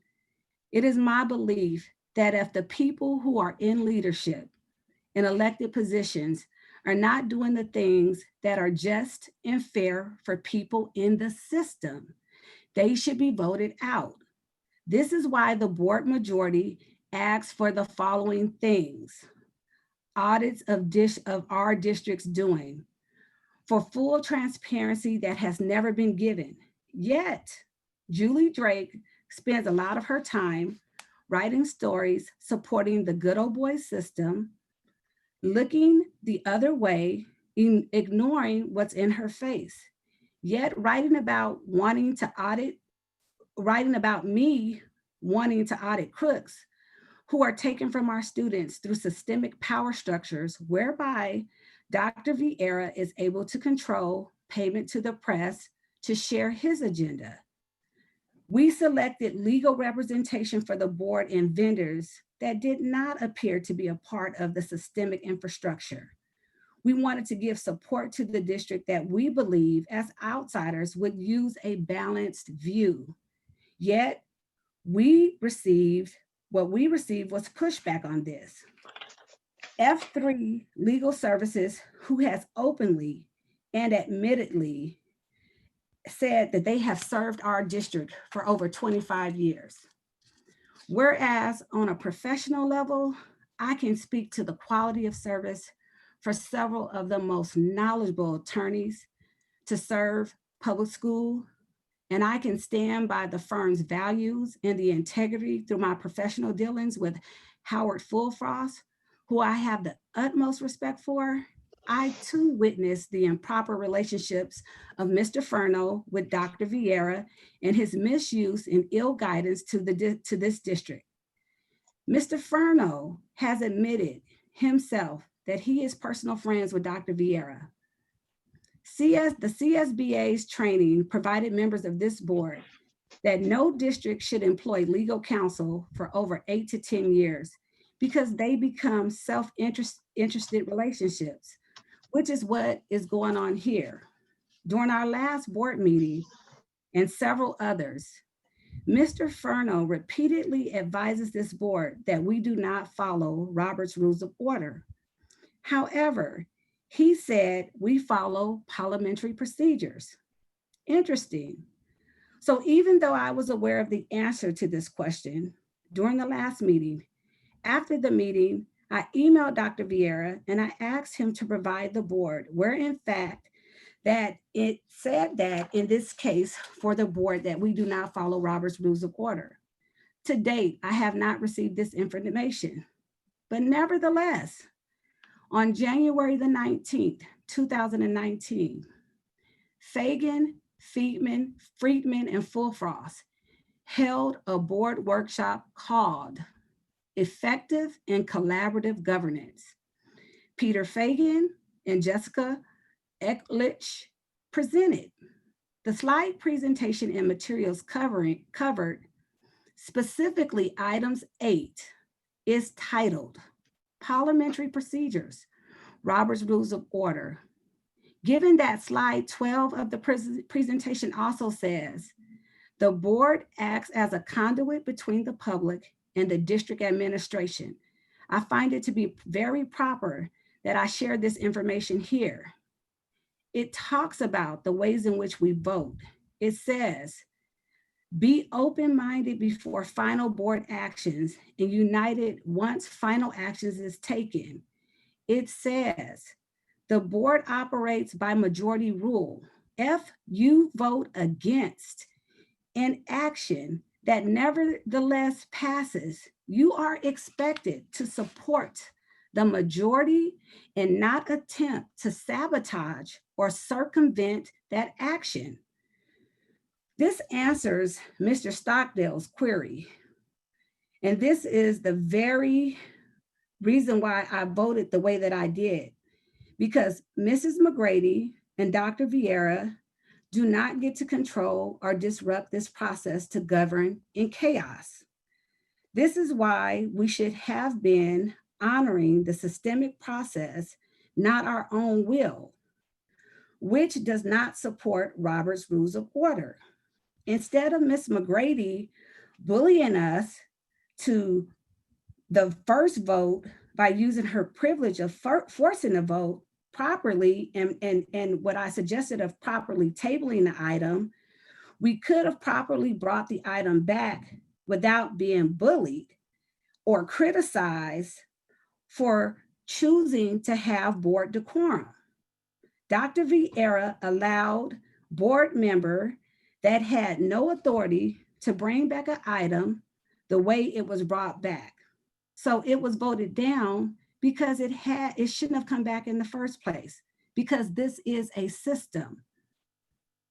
Yet, I get Mr. Stockdale, because the statements have some type of privilege and benefits that this is a system that he obviously supports. So I'm going to go back to the Robert's Rules of Orders in the booklet that we got. Under effective communication techniques between the board, under Roman numeral 1, under E, operating as a collective body 3A, it reads in bold, per Robert's Rules of Order, if you abstain, it does not rise. It uses the words Robert's Rules of Order. Then under Roman numeral 2, titled Robert's Rules of Order, a guide to parliamentary procedures. It describes, and here's the title, who the heck is Robert? Under A. B is titled, what are the basic rights at stake? It talks about voters requiring certain types of actions. So again, the debacle Mr. Furno has been allowed to stage with the board feeds my distrust and his impurity here. Mr. Furno is the same person that support and advises the misuse of board bylaw 2210 as well. In this booklet that we got from the training, It also says under 7B1 on page 19 that the board determines through a majority vote that an emergency situation exists and prompts action is necessary, that the board decides, not you, Dr. Vieira, via solely through your misuse of board bylaws 2210. It further reads that under 7B2, that the board determines through a vote of 2/3 of the members or by unanimous vote of less than 2/3 are present, but a quorum still exists. There is a need for immediate action on, and there is a need for immediate action on an item that came up to the board's attention after the agenda was posted last month. This was the issue with the item 4C of the last meeting titled Pinko Meeting 2020 Extension of Lease Agreement with R&R General LLC. The information that was provided to the board had dates that did not align with the summary statement. It was signatures and omissions without initials. When I asked for a copy with the corrections, this is when Dr. Vieira wanted to pull it. And still, we have a system of how we pull items officially, but because this is a diplomatic process under the Robert's Rules of Order. The body is not supposed to be acting like this is kitchen table talk at your home. Likewise, we do not just go along to get along. Each of us as board members are supposed to be reading and internalizing this information to make the best decisions for our district. And the way that this board puts its knee on my neck was to criticize me for asking and opting to follow the rules. That's interesting. So instead, we stand here faced with the fact that this board was charged over $5,000 the January 19, 2019 board workshop with presentation and materials. In addition, we pay for ill guidance from Mr. Furno every board meeting that cost this district somewhere between $1,200 to $1,500 to serve as Dr. Vieira's personal attorney. The board majority moved to not have F3 represent the Antelope Valley Union High School District and put monies for AALRR to do such, who already has a contract with the district. And Dr. Vieira did not do it. Instead, he direct pays Mr. Furno without board approval to this day. And members of this board or this community who is aware of this is allowing the district and the students to be robbed in such a manner, and yet this community is okay with reporting this and allowing this behavior, even knowing it is improper. And you believe that I am the problem because I actually believe that we could be just. That's interesting. Dr. Vieira is choosing and refusing to pay a Black vendor, Mr. John Harris with Harris and Associates, who in fact was voted by the board majority to represent the board. I know previous board member Davis asked if this type of treatment is because he is a Black man, and I am wondering the same. I've shared with you and with your trusted F3's firm's presentation to the board document stated. You all have a copy, and so does Dr. Vieira. You are fully aware of the intentions having been in this district for 20 years, Dr. Vieira. In order to change the votes of this current board, including the votes that Mr. Davis voted on, it has to be done by a new board majority. This means you need to pay Mr. Harris. This means AALRR should be representing this district and not F3. This means you should not have done a board takeover with all of your misuse and illegal emergencies you claim through board bylaws 2210, as they have never been voted on by this board. This means you do not get to call off the investigation of Danita Nguyen that you already know Harrison Association is investigating and have been approved to investigate by the board majority. This means it's time you look in the mirror and admit the harm you are causing to this board and wrongly and not allowing us to govern, especially with supporting the falsehood that we do not follow Robert's Rules of Order. Then why are we here? The rules are not meant to just be just for you, Dr. Vieira. And what you want to uphold is a corrupt power structure. The rules are meant for you to be accountable to the community and the body for your actions. It is also in this very fabric and mindset that this community has been gaslighted by misreporting and jaded things about me.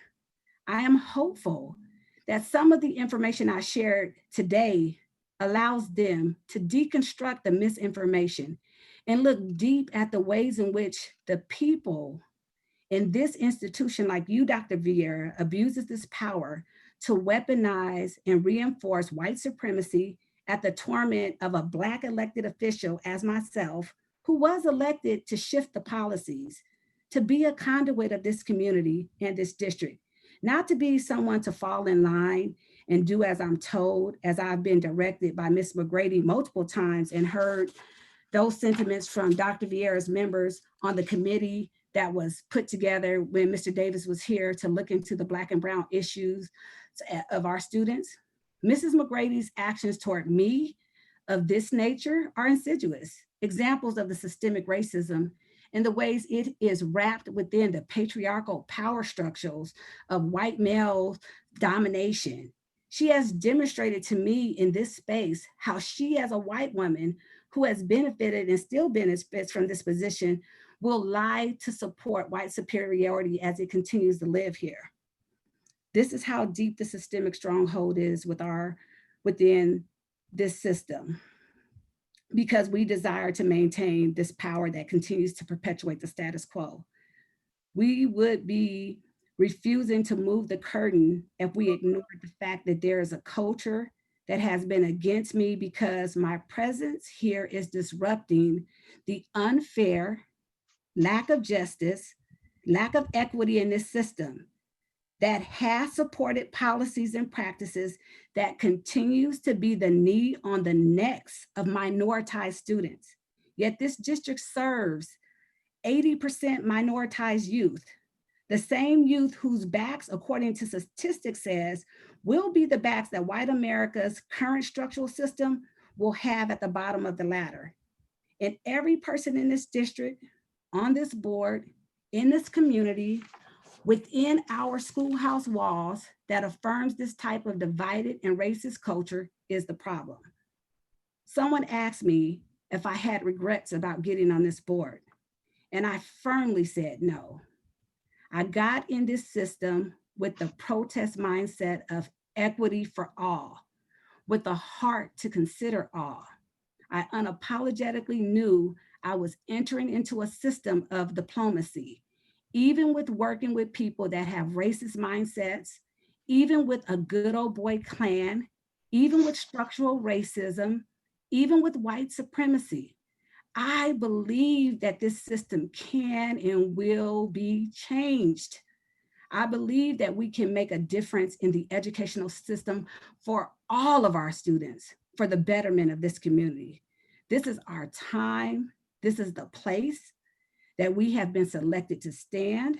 And I am standing, and I will not be silent about the ways in which we continue to perpetuate the status quo. I will continue to cry out for justice, even if no one else on this board will. I am hoping this is a turning point for this board. I am hoping that this movement will shift the hearts of those of you who will hold on to the helm of white supremacy by any means. I will use my platform of protest to be the platform for progress. We cannot move forward with this time, with the business as usual attitude. This time, things must be different. This is a new thing that we're doing. The video of Mr. Floyd's death was a resounding alarm to the entire world of the scope of the continued systemic and systematic oppression of Black people and the racial divide that has rocked our nation. And it lives in the fabric of our educational system, as I have shared here and that we have heard today from many of the people who commented. It's going to take all of us to do our part to change this narrative that we have been conditioned in. And until we are all free, none of us are free. If our unity is not the fulfillment of our destiny, then what is? That said, I'm going to switch to some community concerns that have been shared with me the past few weeks. That Quartz Hills issue that was explained today, a rebel in the community spoke very clearly about the issues. I wasn't here a part of that narrative 20 years ago. My daughter massaged those spaces too, and I did hear the comments in the community, but this time we have to do something different. Tony Thurman talked about rolling out implicit bias trainings. This is a topic that previous board member Bob Davis, well, he saw it coming, brought up during various board meetings when trying to discuss the systemic racism. It is the same concern that I addressed with the blackface issue last summer, then summons Dr. Vieira to garner Dr. Pedro Noguera's support, who, by the way, is an expert on equity and is a social justice warrior. How have we dealt with this issue in the past? Why hasn't it been dealt with now? And what are our plans to deal with it? Is the concerns of the community that they express, because it seems like they keep expressing it and we just won't move. And it also sounds like that's not even a board decision, that's a decision that could be taking place at their school site. The next issue was the plans to return to the fall and reopening schools. As I had some dialogue back and forth with Mr. Hawkins, again, I would like to see, and the community should be aware, this is the school is over and we still don't know what is the strategic plans. What are the results from the survey? What are our options? Are we going to do in person? What does that look like? Are we wearing masks? How many people per class? Is it a split day? You know, do we need community supplies? Is it a blended model? And what does that look like for the community to know? Is it in person for a few days with the majority of learning done at home? How would teachers upload their lessons and the grades? Are we doing distance learning, online learning at home? When would school start? When will we end for breaks? Is it a hybrid model? Some grades at home, other grades not at school? Could this assist the parents with the students at the younger, with kids in the younger levels? Are we talking about that? Are we moving in isolation? Then I had several parents call me about the grading policy. They don't understand, and I don't even understand our own policy. We make policies that we don't even follow. So I'm asking Dr. Vieira to send out clarity on what the district has decided on, because we're not getting clear feedback and parents are confused. When we talk about defund the police, reform, and reallocating money, I kind of talked about it a little bit, but defunding to me is not disbanding in my terms. I had to wonder, when did school police become a permanent presence in schools? During my high school experience, my school police officer was my coach, and we still have a great relationship to this day. I'm in agreement with reallocating funds to support what we feel our current needs are. But this is going to be a process, and this is going to require communication. I would also like, this is why I asked Ms. Williams certain questions. I would also like to see the district that we have one school psychologist for every 500 students. I would like to see a school district that has at least 2 additional LCSWs, not taken away from the high school counselors. I would like to see if we can implement wellness centers at our schools. I would like universal trainings for staff on implicit biases, which is what Senator Green's group was trying to do, and she received pushback.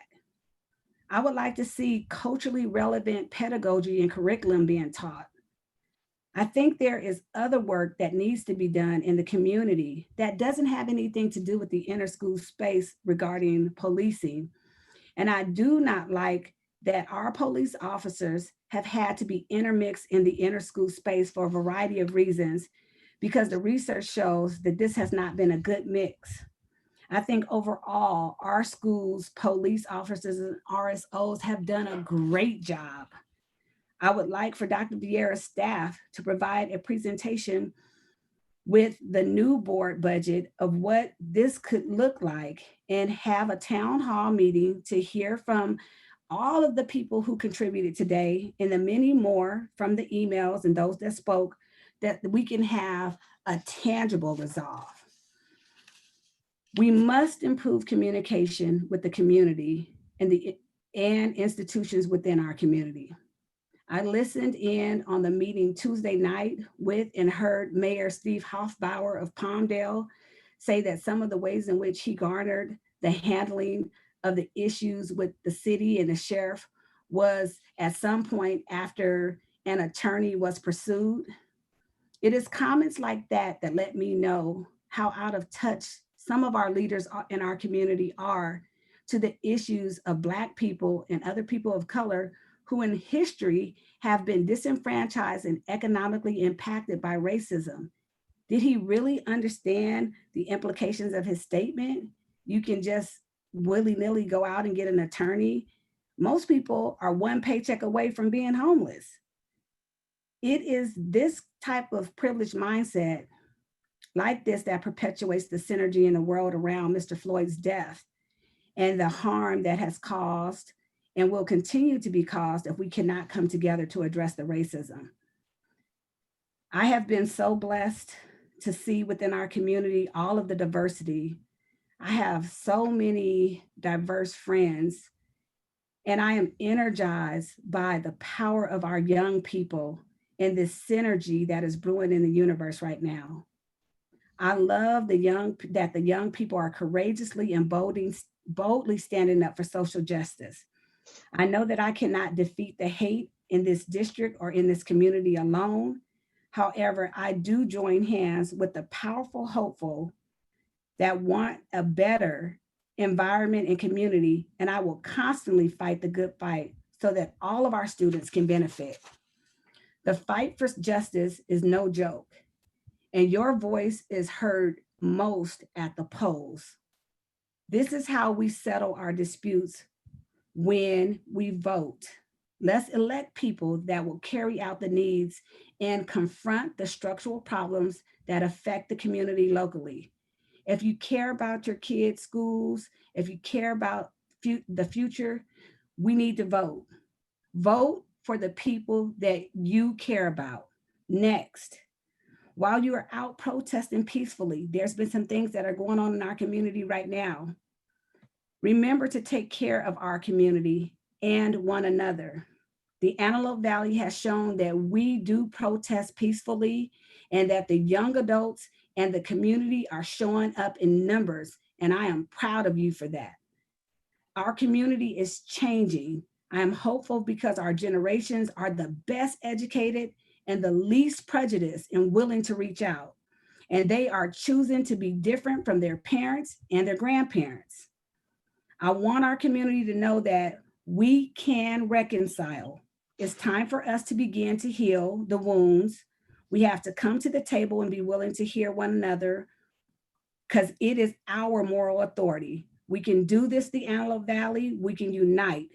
We must be the change we wish to see in this world, and it's going to take all of us to move the needle of justice. We can do it, AV. Don't let your silence be compliance to a turned eye. Please stay safe and well, and may God bless us, and may we all continue to fight for justice. Mr. Rush. Oh, there we go. Boy, that's a tough one to follow. First of all, I want to apologize to you too for having to listen to that. I know it was very difficult. You know, I know you both. I know Dr. Vieira very well. He was the target of most of the allegations, And I can assure you that I know him, and I know how he thinks, and I know that he's not a racist as she claimed. Dr. Ruffin likes to blame the situation on the 2-2 board on Dave Vieira being the 5th board member, when in reality it was Ruffin and her leadership in the month of December, when she was the acting president, or she was the vice president performing the duties of the president, when she had the opportunity to call for a special election or to have a discussion about an appointment. Her lack of action in doing so, I sent her an email on December 4th, specifically asking her to call for that special meeting so that we could at least discuss and put it out to the public whether we should have an appointment or a special election. She ignored it. I suspect she ignored it for the fact that she did not want to go to a special election because she didn't want to lose the board majority, and she thought a 2-2 was much better than being on the losing end of a majority vote. It just troubles me a great deal, the allegations that were made against the people in this district. I've been around it in one way or another for the past 24 years, and I know how people think in their actions, and I know the actions of you guys, YouTube specifically. So many times she makes comments that are just wrong. It started off with the comment when she ranted and raved about the expulsion rates. And then when she was proved wrong, she never came back, and a humble person, a person with a little humility might come back and apologize for the way that she presented herself and challenged people in the audience when they tried to point out politely, I might add, that she was wrong. She wasn't wrong. She wouldn't admit she was wrong. Last meeting, she made several comments that just weren't true. She stated that the board took action to exclude the cabinet from closed session, and that never happened. We never took that action. The person that took that action was Bob Davis, because he was tired of people making faces at him. That's his words, exactly verbatim. Tired of people making faces and rolling eyes. That wasn't in closed session. It wasn't voted on, and it wasn't even. Anyway, lastly, I'd really like to thank everybody for the hard work they do. Jill, keep plugging away. You're doing a great job running these meetings. Dr. Vieira and cabinet, keep going. Things will smooth out. Thanks a lot. That's all I have. Thank you. I'd like to start with what I had prepared to say. We need to come together in a time that we cannot be together, to talk to each other, to listen to each other, to learn from our mistakes, and to try to make a better plan for a better future. I have been sad for our senior students who've missed so much this year, and I hope that the car graduation parades and our virtual events helped alleviate your disappointment. I want you to know that we are so very proud of you. You have succeeded. We congratulate you on your accomplishments, and we wish you the very best in the future. For our employees, thank you for working with us, for stepping up to accomplish your work in a new way in this pandemic. You were wonderful. You always are, but you really showed what you're made of here recently.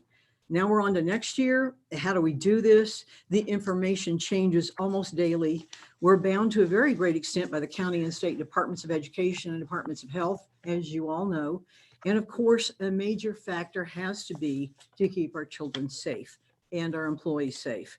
As we are questioning what to do and how we could do it better, I would ask Dr. Vieira to activate our Superintendent's Community Advisory Committee to meet virtually and start having some of these discussions on the issues where these difficult choices need to be made. Some things that have happened tonight that I just have to address. I'm sorry. I just don't think we can let this go by.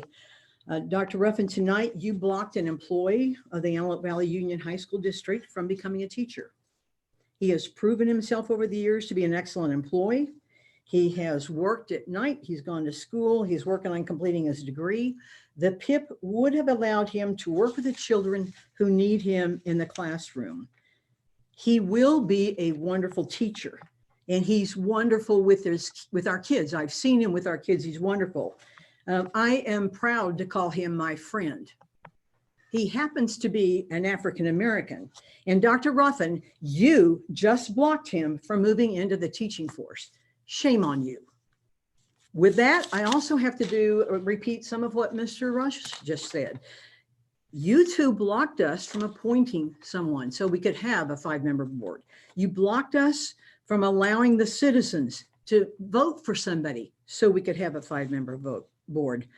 You created this situation where we have a 2-2. At one meeting you came and you voted no on every single item, including the PINCO and including adjournment. From our last 12 meetings, you've attended 7 of them. And out of our last 12 meetings, you've attended 1 closed session. And although you say that it's so hostile for you, how hard could it be in a virtual meeting? We're not even in the same room. We're on a phone. And, I would just urge you to step up to the plate and do what you agreed to do, which is to come to meetings, listen, do your research ahead of time, do your work ahead of time, read the agenda, ask questions, find out about it before we come to the meeting so you can make an opinion, you can make a vote. Last meeting, you voted to not accept $125,000. This meeting, you voted not to let us be aligned with CIF for our sports folks. You blocked one of our teachers who's going to be a wonderful teacher. You're not going to be able to block him from going into the teaching profession. You may be able to block us from being able to use him right now, but you're not going to be able to keep him from becoming a teacher. I don't know where you're coming from when you can spout some of the things you said tonight and you can do that. I just don't understand that. But I'm going to stop for now. I'm going to turn it over to Dr. Vieira.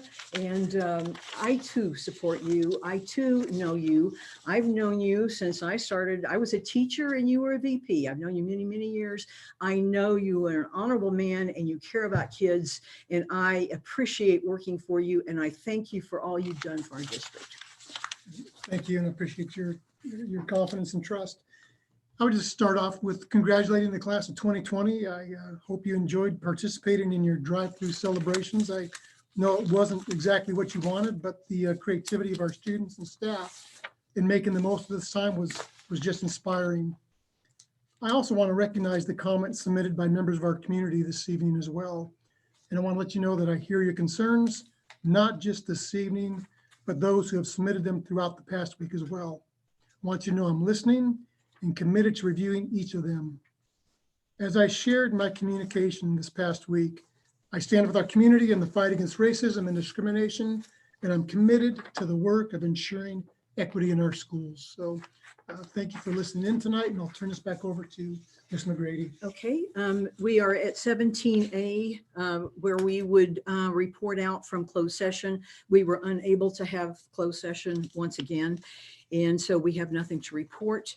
At this time, we will in a moment take an adjournment or a motion for adjournment, but I would like to ask the board, well, we already have agreed to do this. We're going to close our meeting in honor of Dave Patrick Underwood, a federal protective service officer who was shot and killed on May 29th in Oakland while protecting a U.S. courthouse during protests. Mr. Underwood's sister, Angela Underwood Jacobs, is a former Lancaster City Councilwoman and has been a supporter of all of the Antelope Valley. And Ms. Underwood Jacobs was just appointed as a deputy mayor to the Lancaster City Council on Tuesday evening. So we are closing the meeting in honor of Mr. Underwood. May I have a motion to close? Motion. Thank you. I will second that. Anyone have any discussion? Mr. Johnson, how do you vote? Aye. Thank you. Dr. Ruffin? Yes. Yes. Mr. Rush? Yes. Yes. And Mrs. McGrady? Yes. Our next board meeting is July 23rd. Please stay safe out there and we will see you then. Bye-bye.